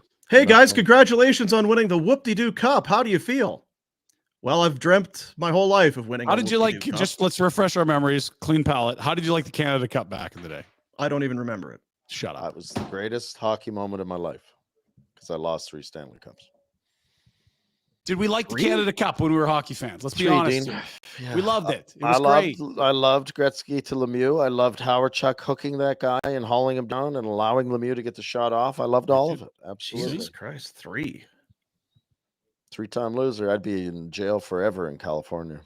They'd throw away 3 strikes, you're out. 3 strikes, you're out, buddy. I knew there was 1. Sorry, bud. Let's move along. I'm not getting a lot of support here on my. No, you can take that. And we just proved that you can't have, Frank talked about it. You can't have TV coverage from Stockholm. So what the hell? That's right. It's going to be too hard. It's true. Yeah. Why do I get the sense if we put this in Prague, Rhett's going to be a little more invested in wanting us covering this thing? I'm going to need an invite to be able to check it out. That's all I got to be there. I'll be there tomorrow. Okay. So we move from the 4 nations to something I can't read in my script. Oh my goodness. Okay. So we have news out of Boston regarding Milan Lucic. This is brought in to be arraigned. Here is legal proceedings. I don't have any comments except to read what Frank's tweeted. Milan Lucic pleads not guilty to assaulting his wife in Boston court on Tuesday, released on his own recognizance. No. I don't know what that is. Recognizance. Yeah. Okay. Potato. You've never heard of that? I don't know what that means. So that's the only time you hear it is when it's in a court hearing. Yeah. You're released on your own recognizance. You have been in court more law. than Peter Klein and those guys, they know how to break it down. Austin will text him. What's up? Why do you don't? We don't need to keep people abreast. If you don't like that, you're gonna hate this. Some people were getting pissy on Twitter last night, Dean. I can't believe you're gonna show this. So let's start. This is the scrum in Florida. Connor McDavid and the Oilers lose again, and Mark Spector's been on the beat since Jesus was a grasshopper. I don't know. Here we go. Let's listen. What's the hardest thing? Like defensively, you guys are struggling. Offensively, you got a couple tonight, but the power play's struggling. Like, are you better off to try to win this thing 4-1 or try to win it 7-5? You love this question, but I've answered it so many times. We're trying to keep the puck out right now, obviously. That's our main focus, and obviously we haven't done that, again, for a number of different reasons. We're always trying to defend. So Rhett would say, dumb media question, and there's some validity there. And secondly, can we see the pain that Connor's enduring here? Oh, he's not the problem, fellas. He's nothing even close to the problem. He's most the captain. Of the solution. He's the captain. And he has to wear all this shit because no one knows how to build a team around 2 superstars, apparently. Captain answers questions. Except in Calgary, apparently. He's the face of the team. He's going to answer questions. He should be answering questions about a lot of wins if this team's built properly. I feel for this guy. I'm on Team Spector. I know everybody's coming at Spector. Well, hang on. This is getting started. I know, but I've been in scrums before where... Because you're thinking, okay, because you're kind of listening to what he's saying and you're thinking of other things. It's okay. So you're waiting for him. I know what Spec is getting at. And I've been there where you ask a question, then you realize. That didn't sound so good. I haven't. Yeah. You know what? I didn't maybe put that the way that I should best have phrased it. And again, before we get picking sides here, I mean, there's no problem with that interaction. Connor McDavid's not pissy with Spector. Spector's question, whatever. That's like you said, that happens in every scrum. There's a question. You're like, that's not really a good question. That's not where the drama begins. The drama begins where Tim Peel, former NHL official, gets on Twitter and starts criticizing Mark Spector. And then he and Spector start going at it in the DMs, and he posts the DMs online. What? So Peel tweets, "This is what happens when you call out an Edmonton reporter for asking Connor McDavid if he'd rather win 4-1. An idiotic question, of course. Of course they would. This is why some players don't want to play in Canada, blah, blah, blah." So he must have tweeted something, because then Spector sends him a DM. "Thanks for piling on, Tim. I'll remember that the next time you fuck up." Peel responds, "It's a stupid question. Of course they'd like to win 4-1. "Spector, you refs never have the balls to answer a question for your shit ass work, and you're critiquing me?" Peel, "Quit being so sensitive," says Peel. "Grow some balls, Mark. You never played the game." Spector, "Been around it long enough to know a horseshit ref when I see one, Tim. I've been very good to read for my whole career, 35 years. Thanks for noticing." And then at the bottom, if you can read it, it's kind of covered on my screen. It's then Peel responds, "You've always been a fucking fraud, buddy." This is next level. Tim Peel takes these out of the direct private messaging, a conversation these two people have, and posts it on the internet last night. Is it still up on his? Yes. Because I grabbed the screen. I grabbed them quick because I was like, "Whoa, that's spicy meatball." That's a spicy meatball." And then I went, it's like, oh geez, he's still kind of, yeah, shit, he's still got it on. I don't look. There's a lot going on there. Obviously, there is a lot going bicker. I think I'm all for fighting. I don't think that's kind of shitty to put something private on the internet for all to see, I think. Yeah, and Spec's just doing Spec. That's nothing out of the ordinary. That I don't think anything Spector's done is different than what he normally does things. I don't love the question he's asking. That's okay. That happens in scrums all the time.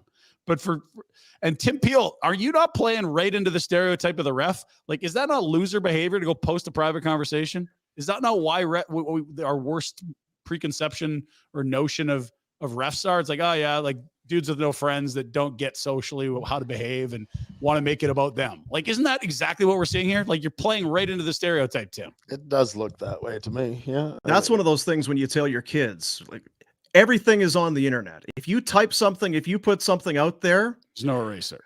You've got no horse in this race. I don't understand what's Peel's exactly. He's making it about him. Now, the thing is, maybe he's doing exactly what he should be doing. Like, there are people that go out there and cause shit on social media, and it can actually benefit them. I don't know what Tim Peel's approach to the rest. Well, he said something, and then Spector hit him with the, "Thanks for piling on." Because again, just from the media side, you look at it, how many times and how many different ways, because Mark Spector travels, he covers the team every day, he's at every practice, every skate. How many different ways can you ask the players, "Your goaltending's the shits. How does it make you feel?" Because that's essentially what's happening. Here's another game where they scored enough goals to win, but their goaltending isn't good enough. You can't, because and then you know what you're going to get for an answer. You can't Connor's not going to bury his teammates, right? So and again, was it worded the way Spec probably, maybe not, but he's trying to delicately get an answer. Yes. Would you rather win 4-1 or 7-5? He actually gave him an out even. You're trying. Fishing for a quote, because that's what you're doing in these things. You're not looking to ask good questions. You're looking to get answers that you can quote for stories. You're trying to get people talking. You're not trying to ask good questions that are yes or no answers. You need people to talk so you can use their quotes. And remember, I don't know why I'm going to bat for Spec. I like Spec, and I see where he's coming from. You're also in a locker room. Imagine being in that room right now. They were picked. They're miserable. They were picked widely as a Stanley Cup finalist or winner. Team to beat, and now you're traveling and covering this team every day, and the mood is, it's death's door.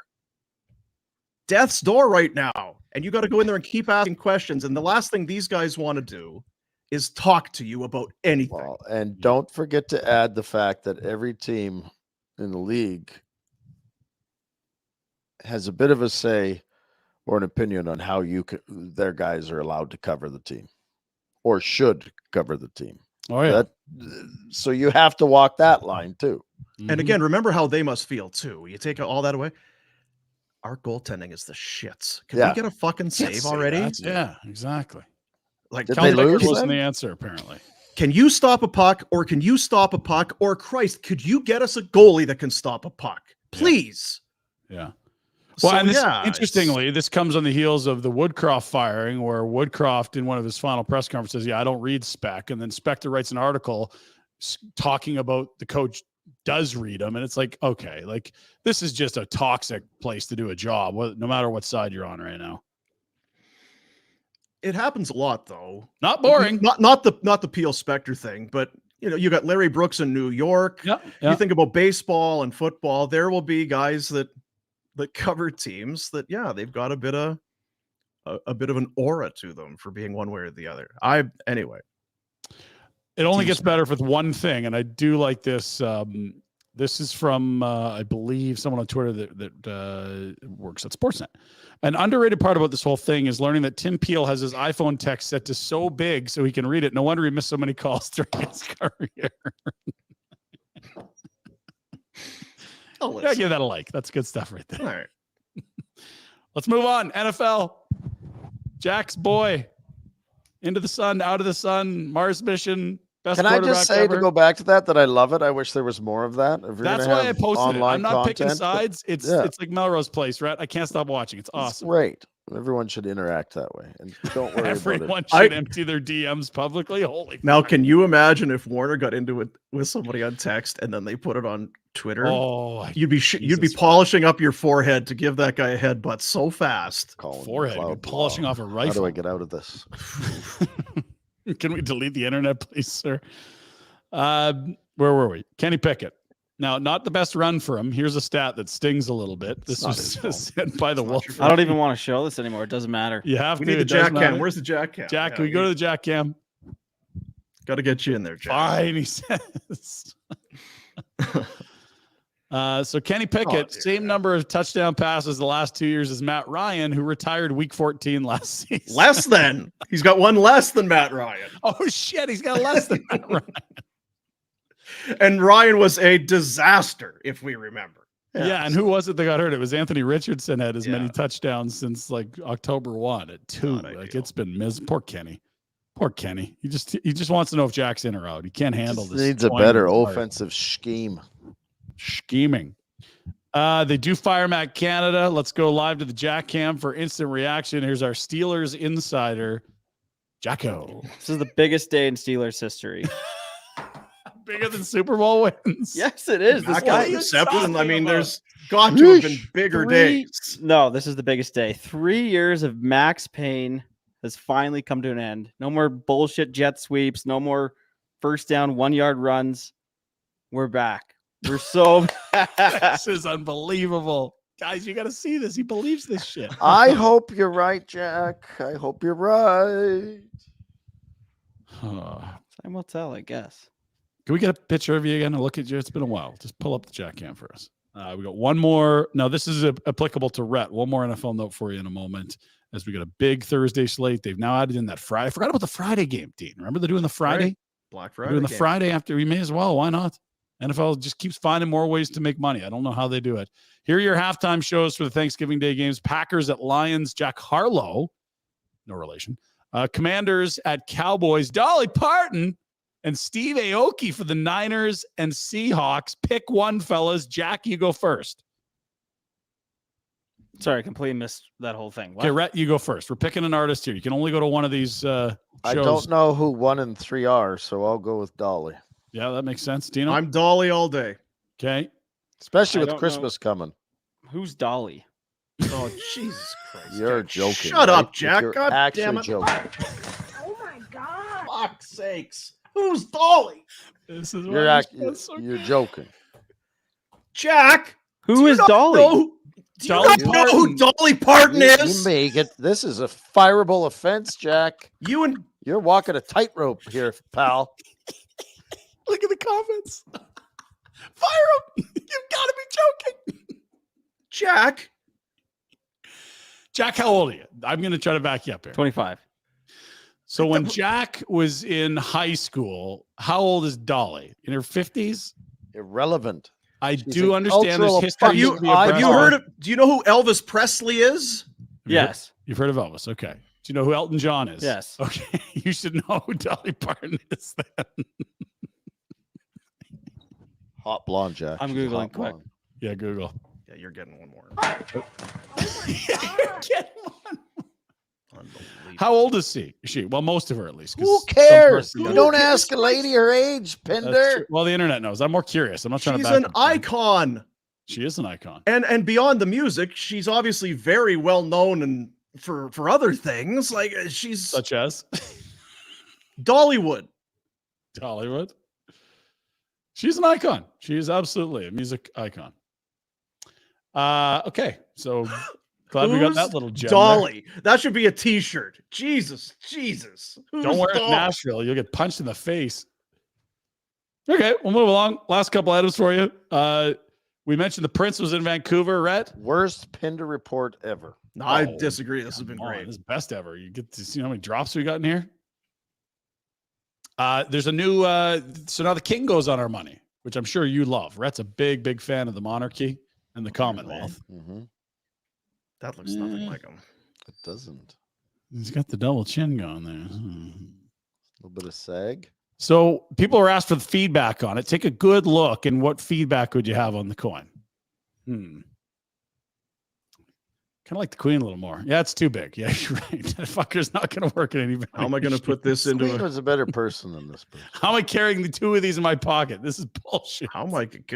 I just want a drink. This doesn't fit in the machine. I can't accept that change. This has to go in your tip bin. And finally, Rhett, in the world of health and science, as you told us earlier about, tell us what this new machine is that you've got. And is this like crystals in your ears for balance, or what are we working on here? Let's have a look.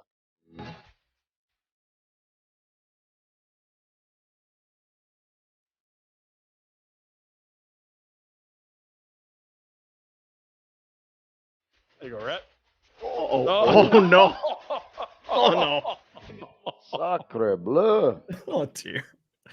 I was going to say, because I didn't know how that was going to end. What are we working on here? Definitely this should be done on the side of a hill. You didn't know how this ended, or you were waiting for you knew how it was going to end? Sacre bleu, indeed. Yeah. Well, yeah, that's for your it's your ears or stability? What are you? Yeah, when you're equilibrium, you get that. What do they call it? Vertigo. Vertigo. Yeah, this gets rid of the vertigo. Yeah.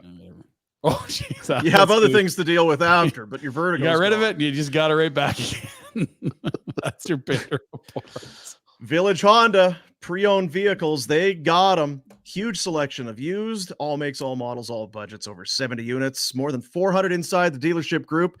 They are going to find what it is that you desire. Your one-stop automotive destination in Calgary, Village Honda in the Northwest Auto Mall, your dealership for life. Do we want to do now, because I should have checked with Jack, our point spread picks, because one of us had the Monday nighter. We would have done them yesterday, but we had the Monday nighter last night. Did we take in much of the game last night? I was jumping around a bit. I saw the Eagles kick the ball to Kansas City ahead of the 2-minute warning, got to the 2-minute warning, penalty, and then I was like, I got to get back to the game. I got to get live. Yeah. I was more watching the quarterbacks. I didn't need that stupid Kansas City quarterback to get any more points.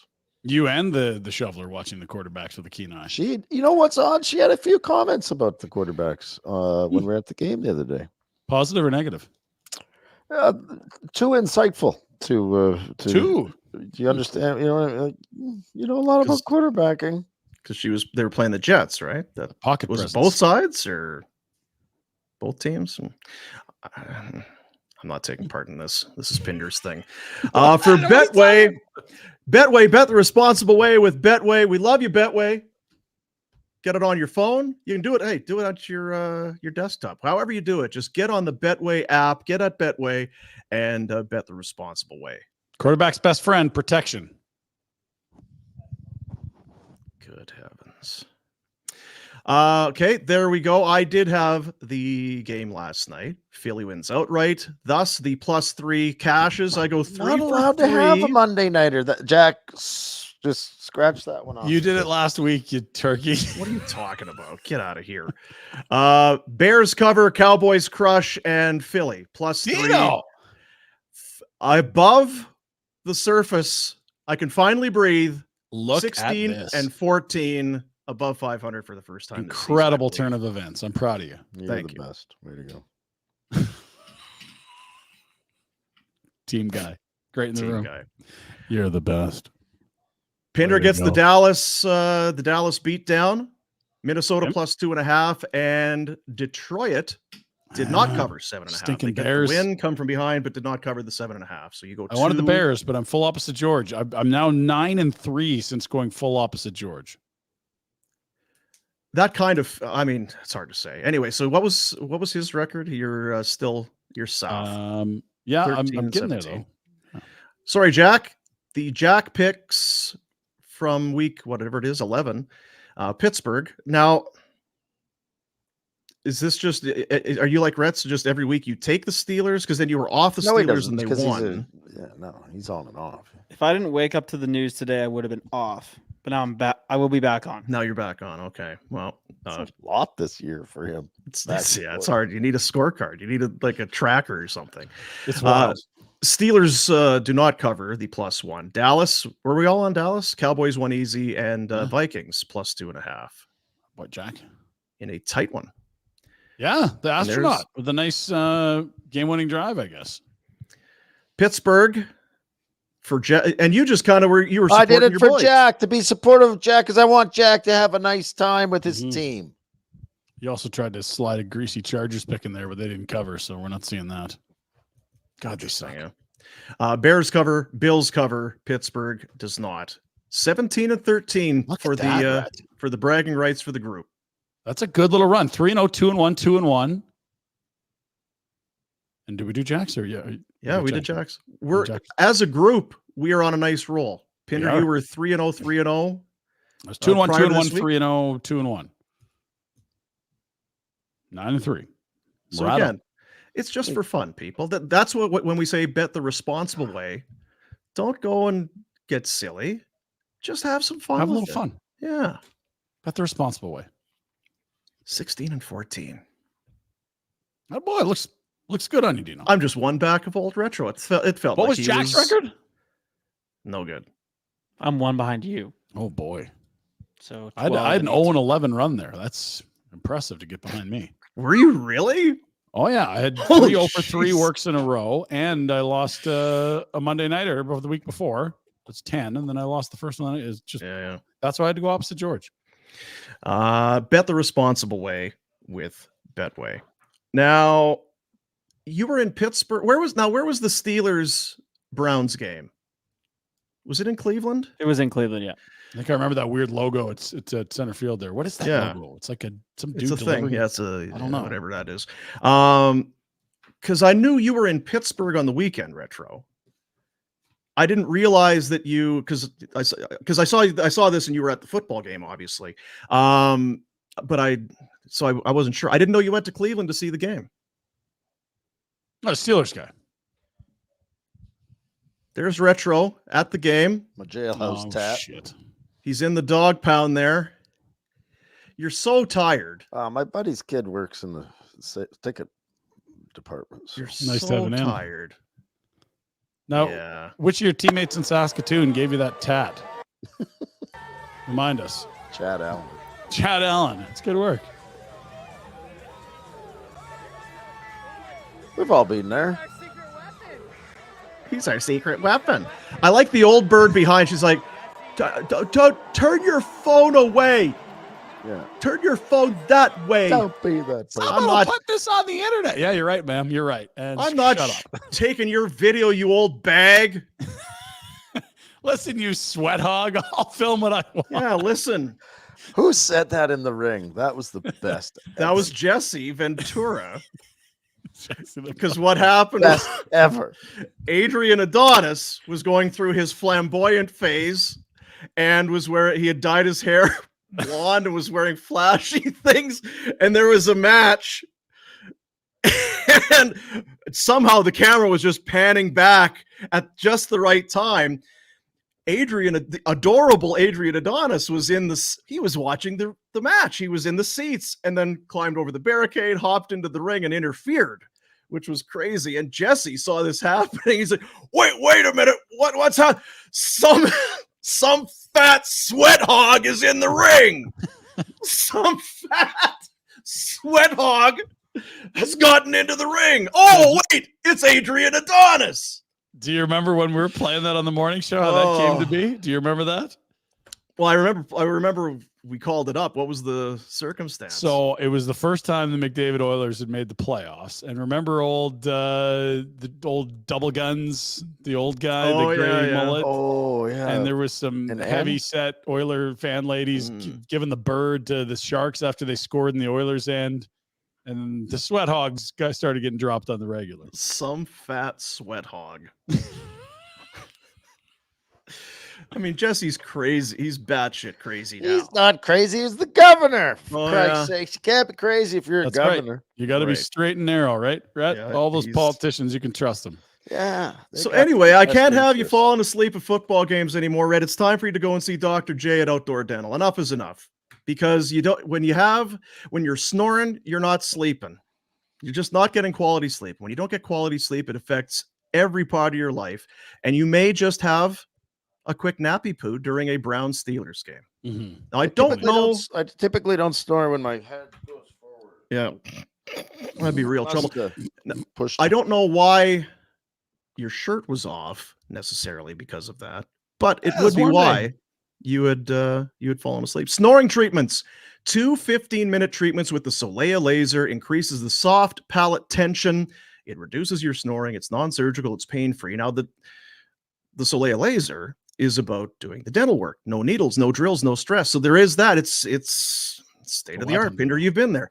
Yeah. Why have drills and all of that when you can use a laser? It's the smart way to do it. And Dr. J. Patel has invested big time at Outdoor Dental for you, the people, to have a better dental experience. And one of the perks, snoring treatments, 2 15-minute treatments, and it could cure your snoring. So then you're not passing out watching the Browns beat the Steelers. Oh, yeah. What? Very impressed with the results. Is that right? 2 weeks after your second treatment, that's where you're at. It's where you're going to be. And, you do the first one, you're like, okay, second one. Then all of a sudden it's like, I haven't heard you in over a week in the middle of the night snoring. What is going on? I might not need this white noise anymore in the bedroom. It's not, it's not a gimmick. It is, it's legit. So if you or one of your loved ones does suffer from snoring and it's affecting their life and affecting your life, why wouldn't you do it? Outdoor.dental is the website. Learn more from them, book an assessment, or just get in there and get it done. Do you have 2 15-minute windows in your life that you could devote to curing your snoring? I bet you do. Outdoor.dental. Thank you, Dr. Easy. J. Patel. And if you've got dental benefits, it's going to cover most of the procedure typically. So that's there you go. Even better. More reason. What are these benefits you're talking about? Ask your wife. That's what I do. This could be. What do we? So what are we assembling in Buffalo, Red? How is this is a big week. One of the busiest travel days in the universe is tomorrow. It is the Wednesday before Thanksgiving in America. I don't know if I like it or not, but I don't have to do anything. I can show up when I want, eat as much as I want, fall asleep where I want, and don't clean up drink as much as you want. Drink as much as I want. Zero expectations over the next. Slander the Bills as much as wonderful. You want. Because Thursday we have 3 football games to watch. You were going to be at your Buffalo family there. How many people are going to be there on Thursday? I'm trying to think in my head, but it's got to be 40 to 50. Whoa. Jeez. I thought 30, but 30's light when there's 7. Like there's 5 You have a of bunch. me, and then 2, and there's another. Like it starts to Yeah. add up quick.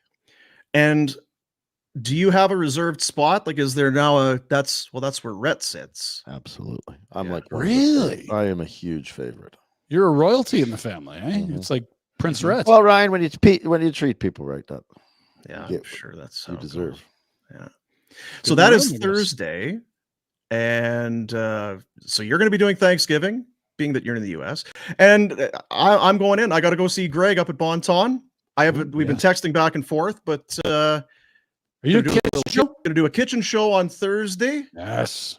We're going to do it. Why not? There's football on TV, and we're doing a show, and why wouldn't you? So that's happening. You know what I'm doing today?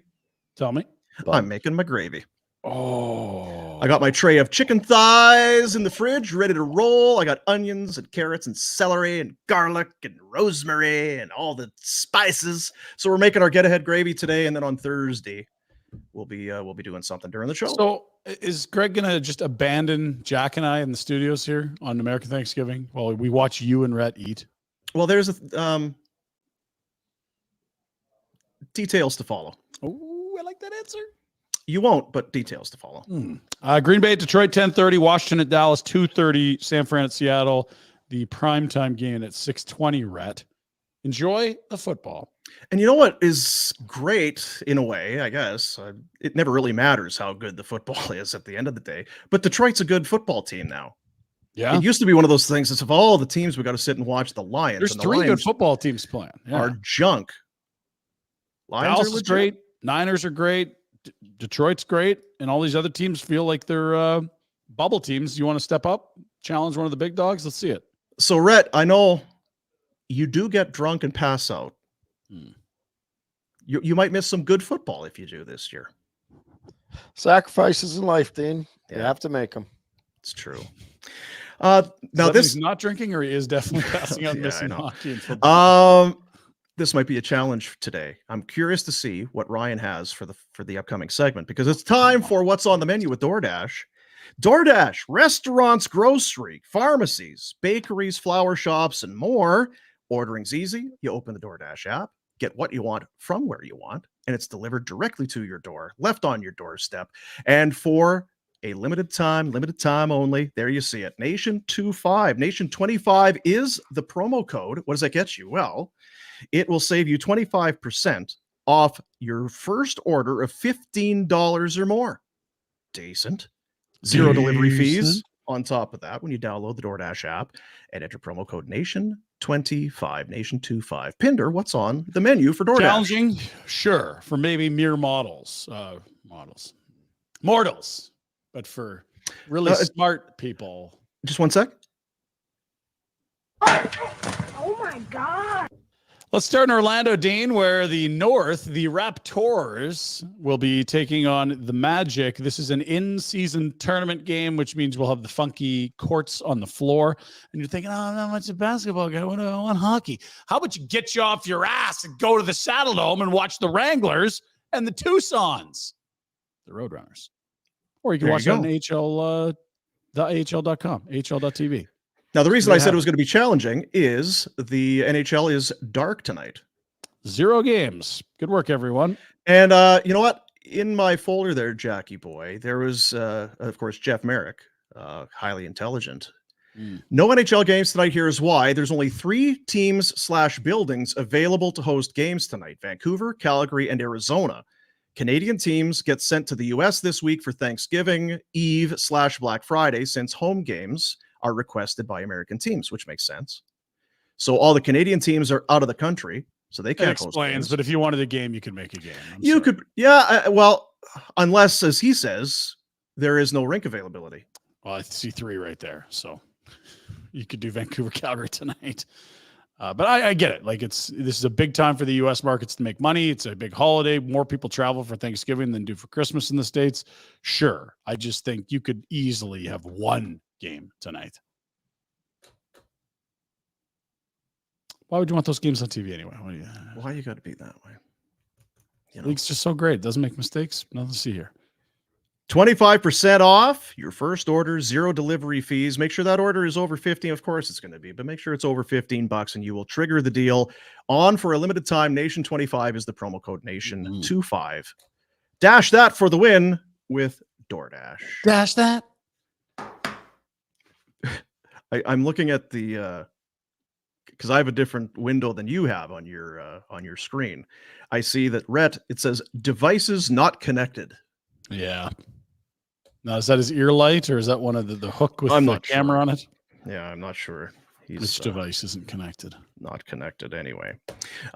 Just one last thing before we head out. It is that Barn Burner is sponsored by BetterHelp. It's American Thanksgiving. Christmas is coming. The weather is turning. It can be one of those things. I know for me, it just feels like sometimes like, ooh, everything's just kind of dark and cold and ooh, like this is some, when you hear dog days, the dark days, you can, there's ways to get around it. And if you're struggling, therapy is becoming more of a commonplace. And the thing about BetterHelp is that it's online. I think as a guy, if I can find an excuse to kind of get out of things, I'll do it. With sorry, I can't make my therapy appointment today. Sorry, I can't do this. With BetterHelp, it's online, it's convenient, it's suited to your schedule. It's more conducive to you actually getting the therapy that you need. That's just one part of why BetterHelp is so great. You fill out a brief questionnaire if you're thinking about therapy. They take the answers, they match you with a licensed therapist. You can switch therapists at any time if the fit isn't right, because you need that fit to be a good one. You need to connect in order to get to where you want to be. Now you can switch, no additional charge at any time, and then you start to work through some things. You just kind of talk some things out. What are some of the challenges? How do we get there? Is there a certain time you start working towards this, and then you build those strategies, solutions, coping skills to help you feel better, to be better, to become the best version of yourself. Make your brain your friend with BetterHelp. Visit BetterHelp.com/FlamesNation today to get 10% off your first month. That's BetterHelp, HELP.com/FlamesNation. That is going to do it. I see our long-armed friend is gone. Yeah. He's got a busy week. Like you said, he's got nothing to do. He can show up whenever he wants. He can sit where he wants. He can drink as much as he wants. He can eat as much as he wants. He can sleep as much as he wants. And forget his kids' hockey gear. That too, if he wants. Special. Godspeed. He is going to be back next week. Again, we mentioned it earlier. This is we're very excited about it. We kind of announced it this morning. There it is. The brand new project, the brand new one that we have gotten together with Origin Malting and Brewing in Strathmore, the Barn Burner Blonde. You're going to be able to try this, to buy this, to enjoy this very soon. They were canning it yesterday. I went out to Strathmore to be part of the ceremony. It was very emotional. It was very emotional. Yeah. I wept. I honestly, when we started showing that video, I started tearing up a little. Like, we've got to do some cool things with this job, but having our own beer, I can't wait to taste it. I'm kind of jealous. I know. You got to taste it before I did. I'm very excited that I got to taste it before you. I know. We can all taste it together on Tuesday, friends. Again, email them info@originbrewing.ca. Let them know you're coming to the Tuesday night launch party for the Barn Burner Blonde, and we'll see you there. Can you throw that just the graphic up one more time? Because yes, we canned it yesterday. It's sitting there. It's getting chilled. It's going to be ready. Barn Burner Blonde, our new beer, in conjunction with Origin Malting and Brewing out in Strathmore. And we're going to have the official launch party next week, November 28th, Tuesday, 7 p.m. out at the tap room. 60 Spruce Drive is where it is. It's easy to find. Boomer, Pinder, Warner, we're going to be there. We'll get on the mic. We're going to tell some stories. We're going to be shooting the shit. Meet the Origin Brewmasters, brewery tours, go see how it's made, where it's made, some prizes. Try it, buy it, love it. Blondes have more fun. No doubt about it. There's John. Can we buy that beer in YYC? You will be able to buy that beer in YYC. It literally just got canned yesterday with Dino. Yeah. So it's happening. This is your first chance right here. And there's going to be more details on that because Origin, they're going the extra mile to make sure you can get this thing in your hands and that you can try it in Calgary. The other thing you can do is go to your liquor store. Hey, Origin beer. You got Origin beer? Tell them to get it in. Yep. They'll get it there. They'll load up the truck and they'll drop it off in Calgary. And it goes beyond our Barn Burner Blonde. You can get the homegrown lager. They have the full line of delicious beers that you can get. But yes, you will be able to get it in YYC. We're going to be doing all kinds of stuff, but we're pumped. It's a big step. They did all the work. They did. Again, better people than us. It's a common theme. And John's also in the comments asking about hoodies, fellas. We are almost at the very end of this run with hoodies. There's nothing on the website. I will promise you this. Anything we have left, we will bring to Strathmore with us, and there will be another run of Barn Burner hoodies because we got a lot of people that want them, but we can't put them up. There's like 4 to 6 of them, Jack. How many you counted the other day? Yeah, there's like 7 left. So 7 left. So we'll bring 7 to Strathmore for you next week. And I don't want to tease you, but that's where they'll go because we know we'll sell them all there, and then we'll start a new run. Feels a little janky, but get your hoodies. And we have been working on some other things too. I would probably safe to say in the new year we'll probably launch some unique new stuff on. And John, don't apologize. We love that you love the show and that you're supporting us. So thank you, buddy. Appreciate you. Appreciate all you. Appreciate Origin. Support Origin. Support Village House. Support all our guys. Go get your snoring fixed with Dr. J. Go and buy a used car from Anthony. Go get divorced. Talk to McLeod. Go get some bling from Justin over at Vita Nova. Right. Woo. Get some DoorDash, drink some Crown Royal. Mad Rose, yes. Mad Rose Pub, Bonton Meats. Be like, hey, everybody, let's get in the kitchen on Thursday. Go up to Bonton, grab some stuff. We're not American, but we can be. We can watch football and eat food, can't we? Damn right. You kidding me? We're great at it. Love it. Tomorrow's game day. Nashville. We'll be ready for it. Put your IV bag on. Appreciate you guys. Have a great one. We'll see you tomorrow. Later, buddies. See ya.